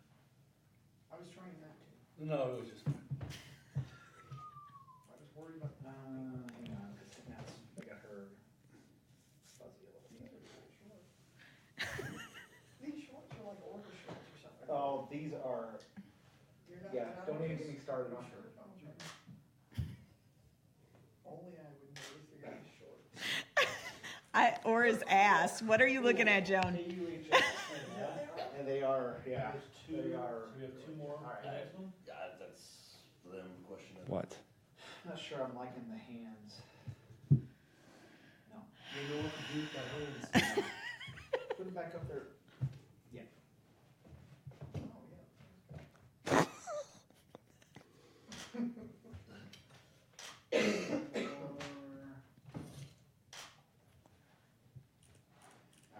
Good enough. Okay. It's gonna get. Yeah. Oh God. Yes. How are Yeah. we doing the fourth person? Thank you so much. Yes. Thank you. I Thank have you. an 80-year-old with an unbalanced checkbook I'll go on the and end. an 81-year-old. You want, hold on, Joan. Let's get a picture really quick. Oh, sorry. Since we've got the professional here. Right down your side. A little bit to your right. Scoot up. Him, No, him. Yeah. scoot out. Just being difficult. God. All right, on me, one more. Smile, Greg. Let's get a picture with you guys and Greg and I, since we're here. And I don't, we don't ever show the behind the scenes people. Okay. Oh. Here we are. Oh. We're pumpkin. Yeah, I was gonna say, close. We're pumpkin. I'm shorter than everybody, I think. Yeah. All Oh right. yeah. Yeah, that's good. Stay there. One more. All right. Perfect. All right. Okay, so so Quick swap around. And you're gonna go this way, and then we'll have. Yeah. Dan and Karen. Yeah, and you'll be in the same spot, Greg. Yes, sir. Okay. Okay. What's going on here? Some. We got the Yeah, Joan is. but not like. So I we'll will just say I've been around cheat you this a way. lot of this for Yeah. a long time. Their facility is. oh my gosh, There you go. It's it is something like else. crazy. That sounds crazy. Just do. I got caught up in the conversation and like forgot to switch one, so I was like, I'm supposed to switch cameras here. Okay. Do you want, how long are you gonna be out with the common folk? Oh, just a couple minutes. I mean, you want to get some pictures? Well, I was gonna do the same thing with them. where you do the four of you guys. Who is? Oh, Dan and Karen? Yeah.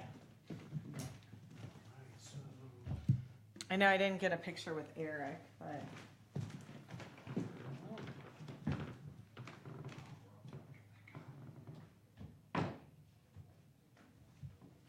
Okay, so.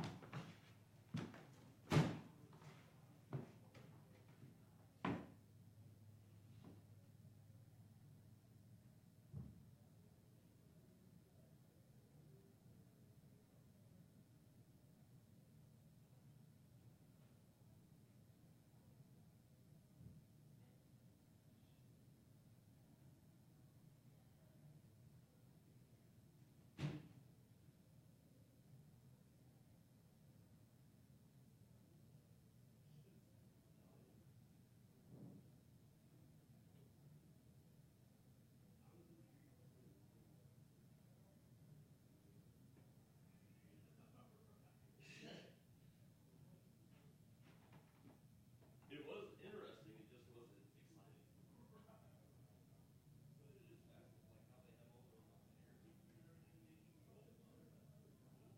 Screen, you're good. And I think it's just the glasses I have, so I'm going to get a new pair. The whole time. The middle camera's just on her right now. Oh, okay, gotcha. So I'm here again. So you're here, Jones. SymBowl. Are we ready? We are. Okay, so we're going to go ahead and thank you for joining us on this episode. So we're going to go ahead and thank.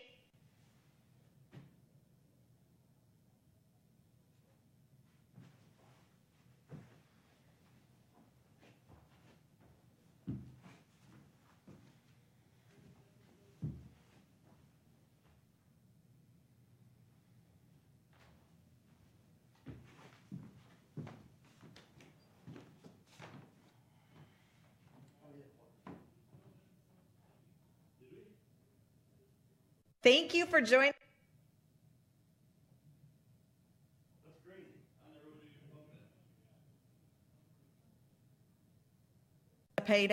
thought of that. And if you're watching.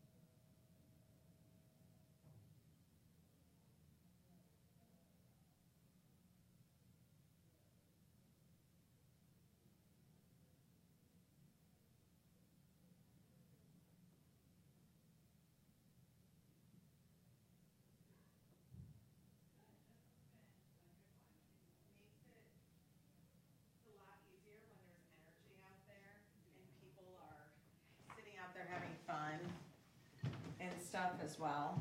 You didn't happen to bring. Oh, we need another chair. I wasn't sure. Oh, good, yes, yeah. What you'd want, but I did.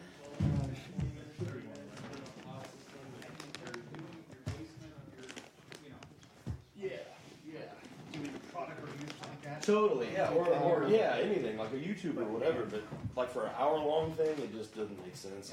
I was, and like I couldn't live, with that I'm live editing and everything too, so it's done. No kidding. Yeah, so I'm live switching it while we're doing so while you're seeing me switch the screens, I saw that's that. live editing. Shoulder and watching Yeah, that. it's all. You can sit with me if you want. Amazing. You can try it out if you like. It's fun. Nope. Okay, It's you guys are in the middle no, now. I had to buy a used. You guys do laptop. call-ins I where couldn't people buy a call brand new in and- MacBook No. because Nothing in the video world uses USB-C. Should yet, I so it's maybe like, get rid of this? so it runs off two. I'll do some hand thing and knock it all over myself. I can't be trusted. And I got the one with the biggest video card in it so that it would handle I it. talk with my hands, so I do too. Like it's- I do it's the like same thing. Running at like 19% capacity. I remember I was at while doing it, in 'cause a the job card does interview something. over lunch, Yeah, it works and out. the entire team was interviewing me. And You had no. Okay, thank you. Absolutely. You guys are doing good today. take care, Jason. Thank ya, you. guys.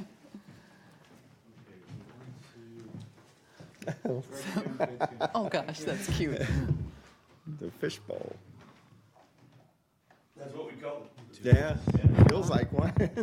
Yeah, I like saying that I'm at the Are they in the zoo. proper place for you? Yes, I'm The just going to aquarium. switch to mics because I've got this sort of set up for you. My own mic. Yeah, co-star of the show. Whatever.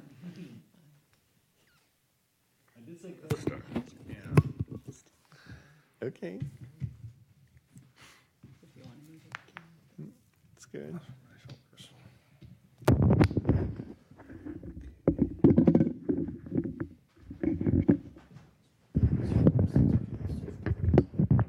You can rearrange whatever you'd like. We knew you were going to rearrange all kinds of stuff, so. This is my spot. It's my mark. Moving forward. That's all I have. All right. And then, yeah, Greg, if you want to sit down in place,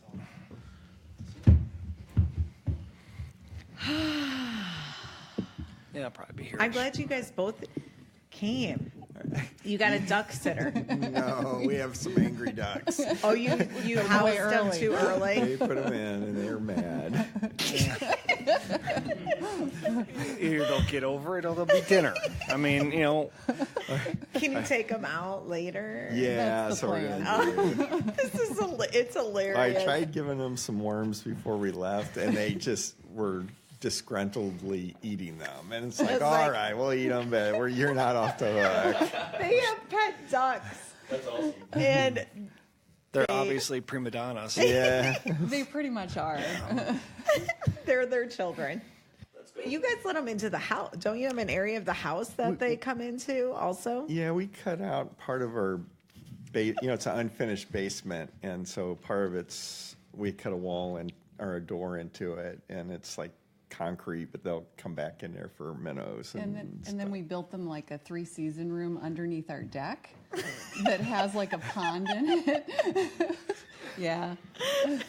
They're Like, I mean, I've heard of people like loving and their dogs and their cats and, ferrets, even lizards, but ducks. they were all rescues. So it was kind of a passion, to help give them a good life. Oh my gosh. Yeah. It makes me want to come back as a duck in my next life with you guys being my own. As long as you make it there. It's someone else's. You could end up dropped off in a lake and raccoon food or something. Yeah. Greg already wants to make him a meal.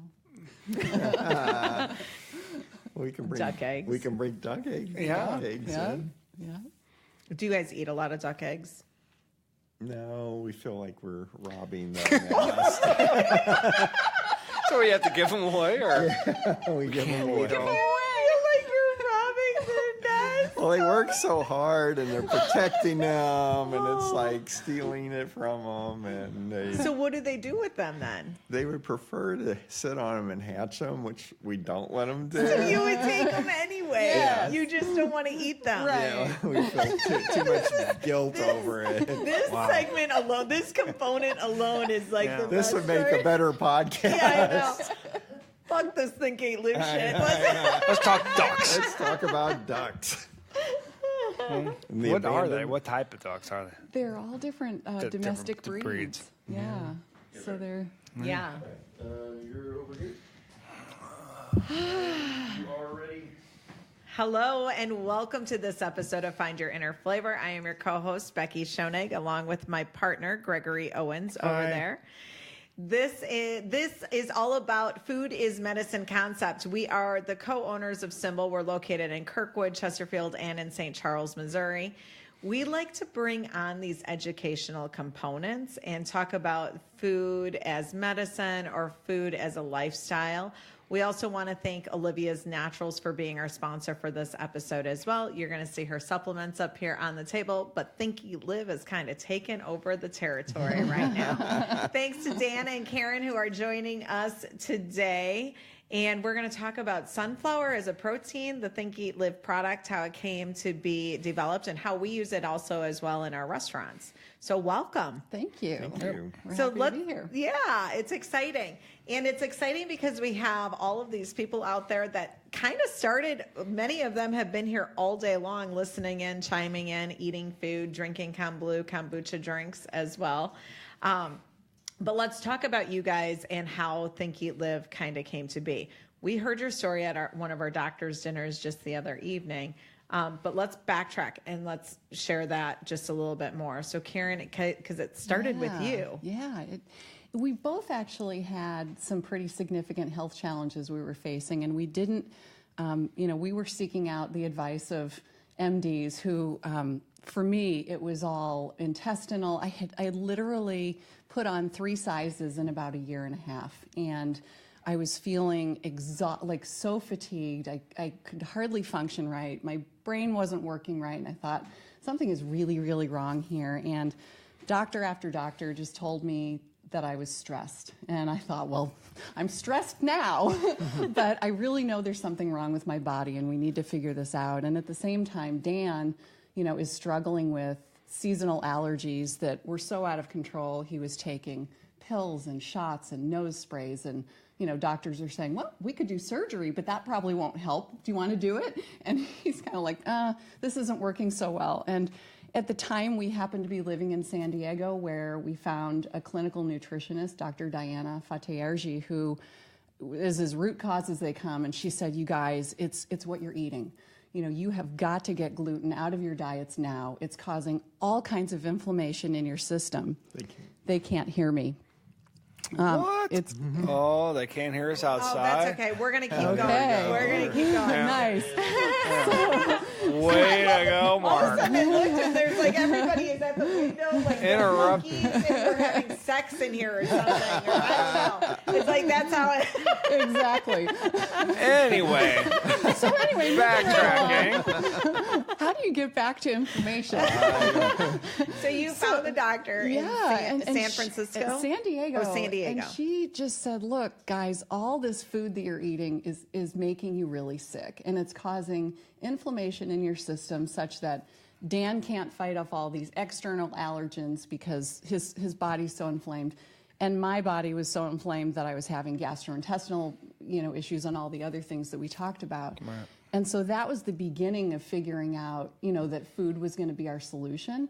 But then you throw in a couple of other things, which is I have an allergy to nuts, and I also am a little bit hypoglycemic. So if I don't have, particularly at breakfast time, a meal that has the right balance of protein and healthy fat, and complex carbs and the right amount of them, then I'm just sick all day. And so you think about what's for breakfast. Most people's breakfast is just high carb, high sugar, and gluten. Mm-hmm. And if you're lucky, you can find a trail mix or something, to get some protein in there, but everything had almonds in it or, a nut that I couldn't have. So that began the journey for Dan, and I think I'll let you share, the story of how you kind of created it all. Sure. So, and I think with our nutritionist, it wasn't just, she said, gluten, dairy, processed foods, it's just like a constant drip of irritation in your body. And before you know it, every cell in your body is irritated and screaming at you to change what you're eating. And so she said, get gluten out, get dairy out, get the processed foods out, and that will help your system calm down. But then we did that for a month, and I think she was just wanting to, get us started. But she goes, well, after we're feeling better, and then she goes, but that's really not good enough. You're just taking out bad stuff. Right. You're not putting anything good that's going to nourish and heal and strengthen your body. And so that's when she said, look, every meal has to have a lot of protein, a lot of, healthy fats and fiber, and just a little bit of carbs. And so we're sitting there, okay, let's go have some eggs for breakfast. And we did that for a week and 2 weeks. And it's like, okay, how many days are we going to have eggs in a row? And I was starved all the time. And she was starved because it wasn't balanced with, the right fiber and healthy fat. It was just all protein. And so I started, we knew we liked pancakes, and I started looking, well, how can I get more protein in our pancakes? And I started putting sunflower seeds and pumpkin seeds in it. And then we knew when we were eating the pancakes with sunflower seeds in them that we stayed full. Okay, well, that's really, we knew, you knew you're kind of going in the right direction. And then I said, well, how do we get more sunflower seeds in? So I started figuring out how we could actually, mill the seeds and just make the pancakes purely from sunflower seeds. And when we did that, we knew we were staying full for hours. We were feeling better. And then we showed it to our nutritionist. She goes, oh, my God, you've got to get this to all my patients. And so that was kind of the So that was beginning. that was the forefront of creating Think Eat Live. Yeah. Mm-hmm. Wow, that's How many years ago was that? I would say at least 15 years Oh, ago. really? Yeah. Okay, yeah. so that was 15 years ago. You were there. When did you wind up in St. Louis? We moved back to St. Louis. Our parents, both our fathers and my mom was getting older. We moved back in 2010, I believe, and we both took on, some corporate jobs when we moved back. But, we just, have always had this passion about, making a really healthy food that we knew wasn't available on the market. And so somewhere around 2012, I left my corporate job at Panera and, got kind of the railroad tracks laid. And then, maybe a year later, Karen left. So you guys have been full force with this since basically 2012. Yeah, I would say so. And you're in what locations? So we're in St. Louis primarily, which is where we wanted to start. Mainstream grocery, so Schnucks and Deerbergs and places like that. We're in a whole host of independent health and nutrition stores, some doctors' offices. And then we launched on the East Coast about maybe a year and a few months ago. So we're in a number of stores across the East Coast, and there are some chains, but mostly health and nutrition independent stores as well. And then we picked up, some food service as we went, and of course, SymBowl being our, our happiest place. So thanks to Lacey, who's sitting out there, she, I think, introduced Greg to sunflower. Is that what? Yes. Oh, yes, it was. Yes. It Yeah. was Yes. Lacey. Yeah. Lacey has introduced us to a lot of things in the restaurant. Yeah. Yeah. Other Lacey. Lacey with an I, not Lacey with a Y. Other Lacey. Too many Lacey's. No, and as a chef / consumer, I love it. It's versatile. It's super easy to work with. I feel somewhat better about it on a sustainable because it's sunflower, not almonds being probably the most common nut flour, which they've been getting a pretty bad rap here lately, deserved or not, I don't really know, but they do suck a lot of water. They do. Sunflowers are well, hell, they're damn near a weed.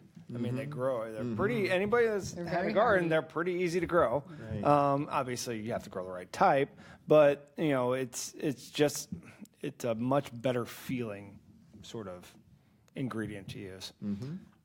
And since it was St. Patrick's Day yesterday, you could turn your bread green. Really easy. Well, over the winter time, we did cookie classes. We did cookie classes, yeah. Those were fun. And because when you're so you guys have the prepackaged components that you can purchase at the grocery store, and then we use just the raw sunflower in our restaurant. And we've developed and created our own recipes with our brownies, our blondies, and our wraps. But there is a science to working with ingredients that aren't natural ingredients like flour, like the regular flour, like traditional eggs, butter, all that kind of stuff.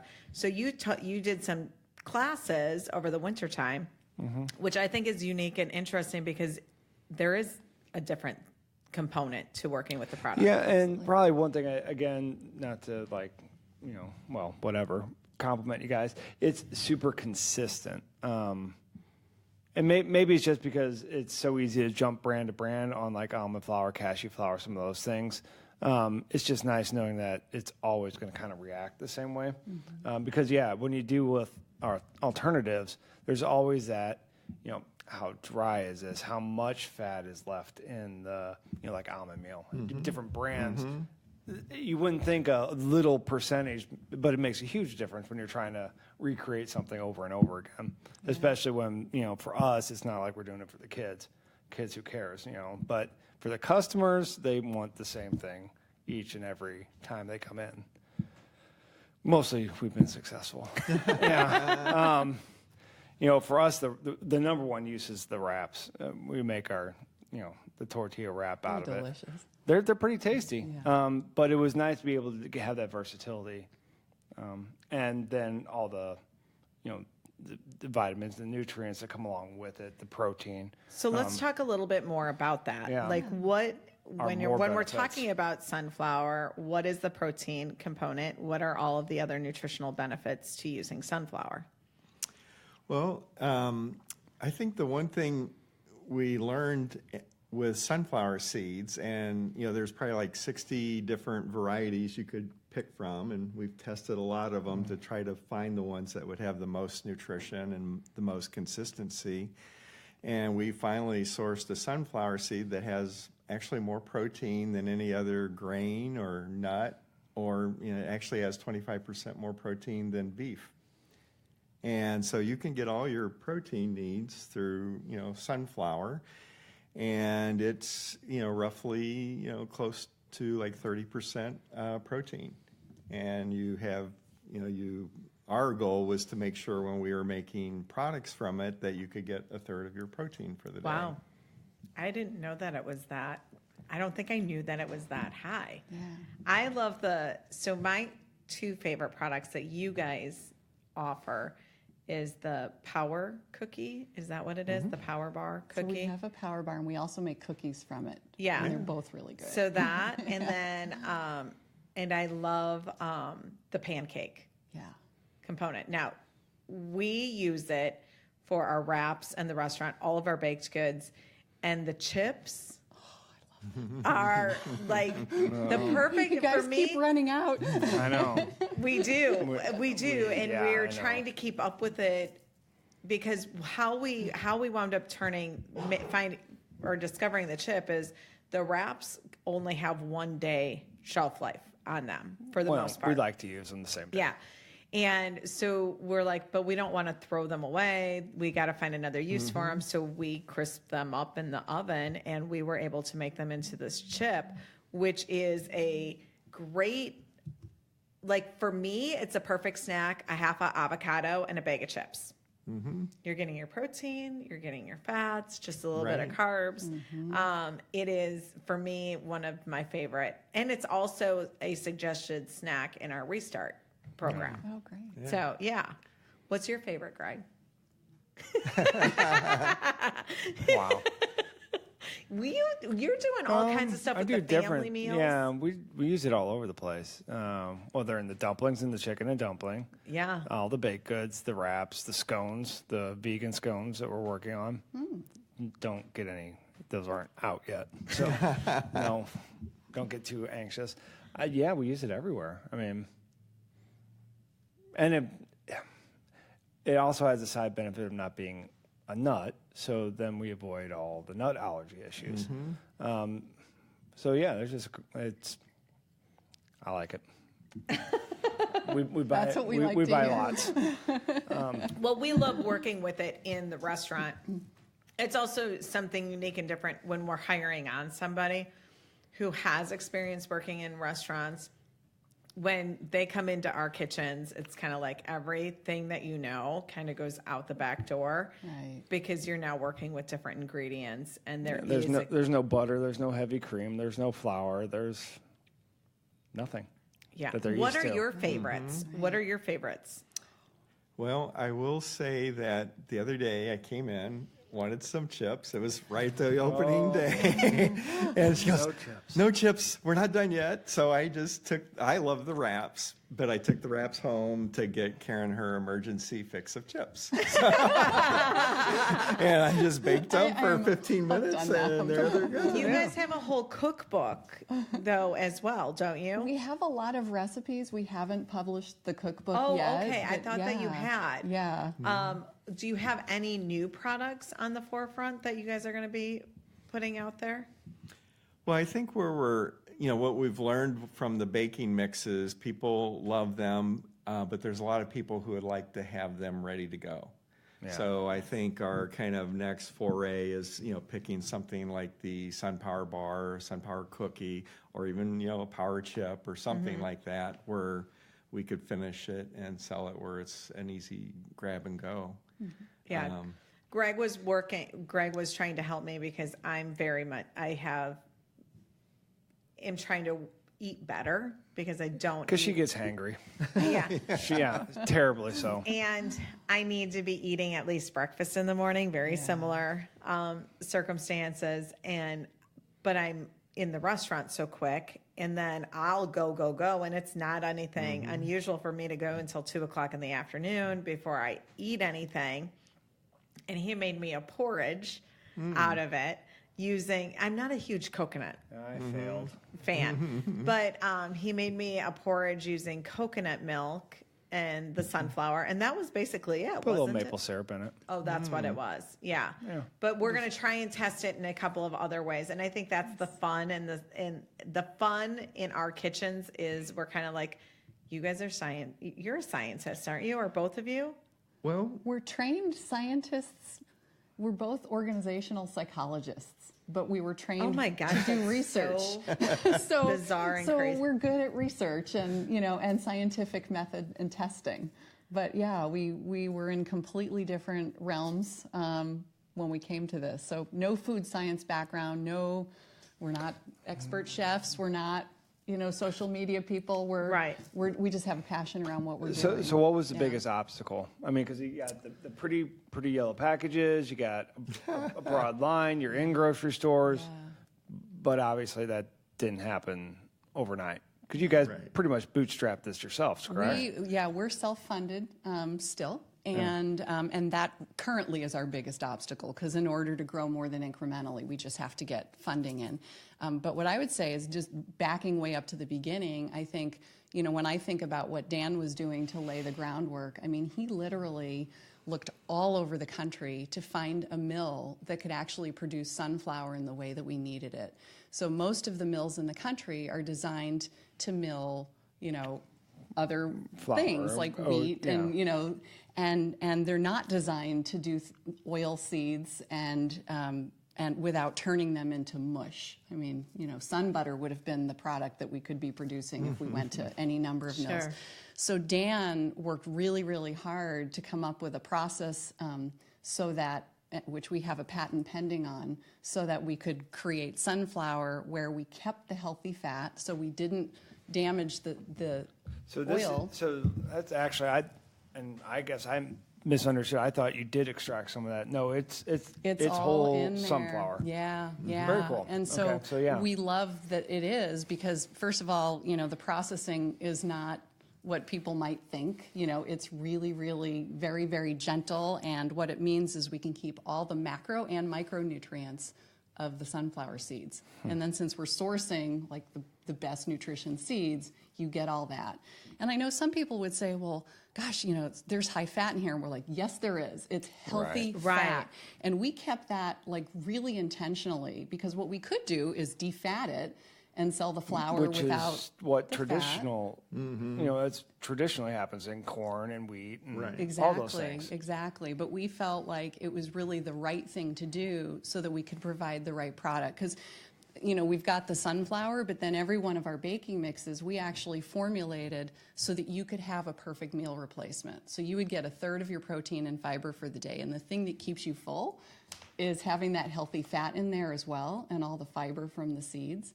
And then, like you said, it's a flour that's usable. You get a moist baked good. Well, that's because we kept the oil in there and we didn't damage it in the processing. And so he did all of this work for, what was it, a 2-year process before we even were able to launch, just figuring out how do we get the perfect flour out of sunflower seeds.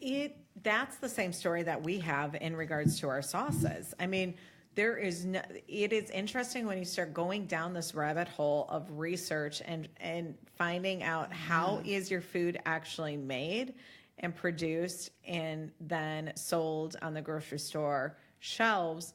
And unless you're super integrity driven, there's lots of components that can be skipped and eliminated. Yeah. And because traditionally they would have said take out that oil because now you have a limited shelf life because you still have fat in it. Although we get a 1.5-year shelf life on our products. Which is great, yeah. That's... But I guess we could have, 3 years if we took the fat out? You could basically have unlimited, essentially, because that was a big... I can remember there was a study, it was, I can't remember when it was, years ago, but it was a major issue in Latin American cultures because so much of their traditional corn had been milled the way you guys are talking about milling yours, but then they started taking out the germ, the oil, and all of a sudden people weren't getting all those nutrients that were found in the natural fat. That's right. And so when we see it today with all the, thiamine, riboflavin, niacin, iron, and what else is added? Is it just those 4 that's added? Fortified? Right. Yeah, fortified. Because they've taken all what should already be in there. Right. Plus other stuff that gets removed too, just to make it more stable, just to make it a little prettier, a little, finer, and maybe not quite inconsistent on color. And that's something that people have no clue. Right. So see, now I like it even more because it's a whole food. Because now you're going to go make yourself. It's a whole real. It is a whole item, food. And that's so hard to find nowadays. Right. Yeah. And I think what's happened, with the larger, food manufacturing companies, it's like cost is first and, how do we move as much product? Right. And all those being their top goals drive it into an inexpensive food that's now it's been harming us for years. Right. And we're all just learning what the slow, negative impact of foods that aren't whole. Well, because our food habits were grown out of people who ate whole food. Right. Well, then all of a sudden, we didn't. I don't think people even realized that stuff was being taken away from them by, basically, I guess, food industrial. That's the thing. How would they know? You Why wouldn't. would they even assume that? So it was you're still taken away? eating with the assumption that you're eating the same food, but you're really not. Right. And then, you develop inflammation. You develop all the different things that customers come to us dealing with, and a lot of it is food-based. Yeah. Well, and then you have the government who not only is subsidizing the cheaper way of doing everything with, many crops, but they're also telling people, back when, fat is bad, low fat. Right. And so people are flocking to diets that are going to set them up for, a much Absolute worse failure. situation long haul. And I think even today, my belief is that, what's being shared by the government is not what is a healthy diet. And we're a long ways away from a general understanding of what's needed. But, our mission is to at least be a little bit a part of that change and, help educate people. It's fun working with, it's fun when you can find people that are kind of on the same mission. Now, Greg and I don't come from a story in regards to our own health issues as to why we're creating SymBowl. We created SymBowl in the realm of food as medicine and creating the products that we're creating because we saw such a need for it. Mm-hmm. Those were the customers walking in our doors and saying, we need this. We need this, and we listen to them. And I think that that's the voice that we're all kind of looking for, is more those people that are saying, we need this, we value this, we want to know where it's coming from, we want to know how it's produced, we want to know, the quality in which it is. And we're the little guys. Yeah. We're the little guys with no money, no budget. You're bringing them all together. Yeah, it's like, okay. It really is good. Yeah. If we say it all the time. If we just shut our doors and reopen the next day with burgers and fried chicken, we'd be like raking in the money. It'd be great. But I don't think it's as much. I think we, those that are doing this, there is a challenge in regards to, there's an adventure to it. That's part of why we enjoy doing it. Right. Being on the forefront and being the creators and the developers. Hopefully in the next 10 to 15 years, it'll be a completely different story, and people will be going, ooh, thanks to Thinky Live and thanks to SymBowl and Find Your Inner Flavor, we were able to do this much more easily. Right. But we'll see. Who knows? I'm confident. Yeah, I know. So 15 years ago, you started, you got it milled, and now what's next? Ramping up production? Are you guys retailing online? Have you thought about retailing online? So we have an online store. Okay. It's not something we've put any energy or money or effort behind. So, mainly what happened was our nutritionist in San Diego said, I need my patients to have access to your stuff. And so everybody who was ordering from our online store for the first year we were open was from San Diego. And now we do actually have, customers across the country. We're not always sure how they're hearing about us. We actually have a fair number of people just in St. Louis who don't want to have to go, shopping to different stores to get the whole product line or whatever it is. But we have not put a significant marketing effort behind it. And I think we're realizing that that's something we would like to do, because there are people who are trying to find us and find what we're doing. And we just need to help them find us. Right. And it's an easier way to educate and to be able to communicate what we're all about. Right.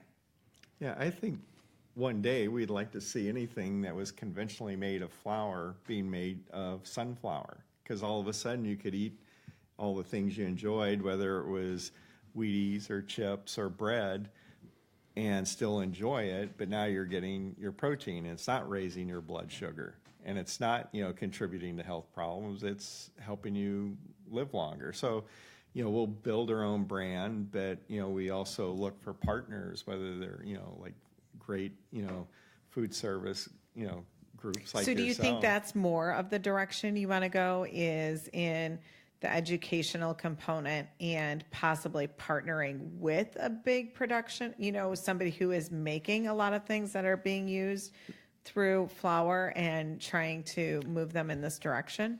That would be the way we could reach millions of people. Sure. And so, that's on our plan, and it's finding the right partners who have the passion for it, so it doesn't get, commoditized and turned into something that's just like the old food that we ate.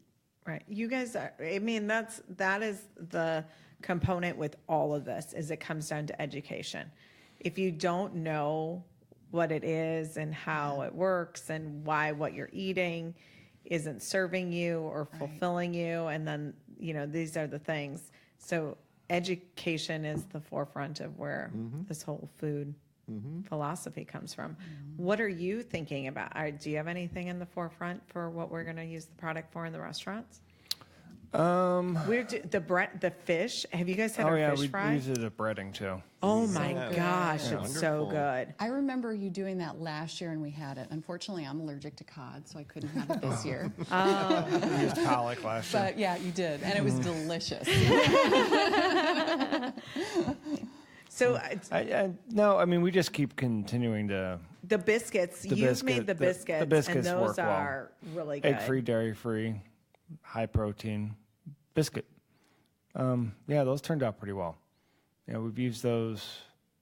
I'm trying to think nothing else. Trying to figure out a way to mass produce the damn wraps and chips. Yeah, that's the big thing that we want to be able to do next. Yeah. Because we can't keep up on. Well, it would almost be a dedicated staff member at this point. Yeah. Which is kind of silly.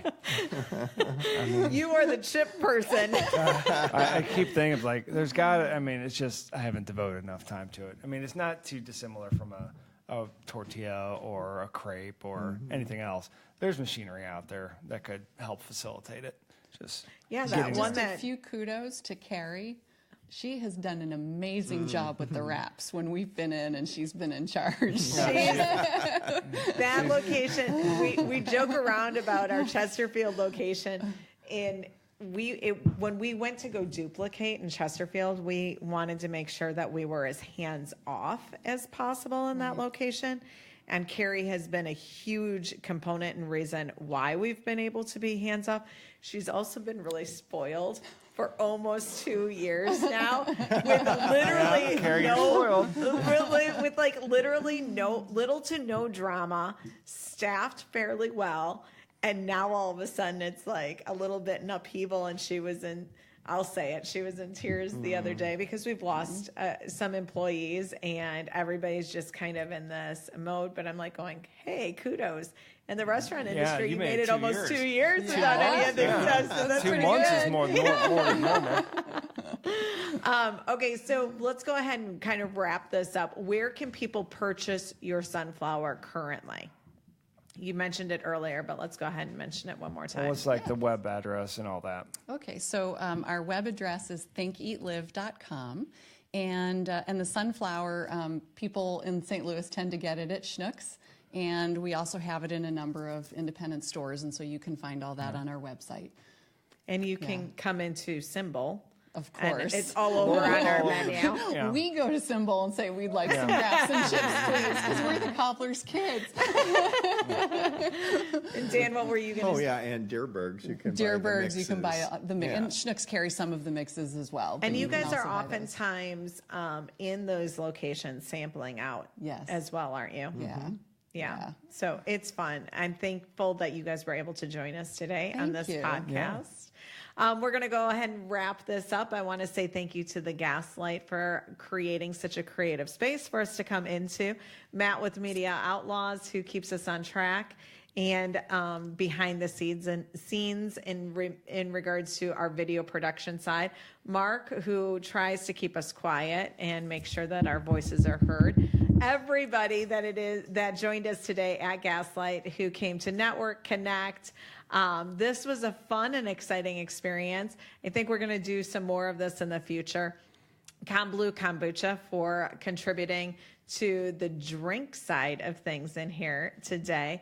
Olivia's Naturals for sponsoring this podcast. And again, this is all about our Find Your Inner Flavor on Indiegogo. We are trying to raise the funds in the capital to be able to create our autoimmune protocol sauces to be shelf stable. As you have heard in these 3 episodes, creating and producing these types of foods to launch out into the marketplace is not always easy. Buoyant, Float, Soul Sweat, and SymBowl have all donated a gift package. So if you go on and contribute something today, you're going to be put into the drawing as a winner of that fabulous package. We're going to sign out, and we will see you the next time. Thanks, all. Thank you. Thank you. Are we de-Facebooking? Oh, goodbye, Facebook.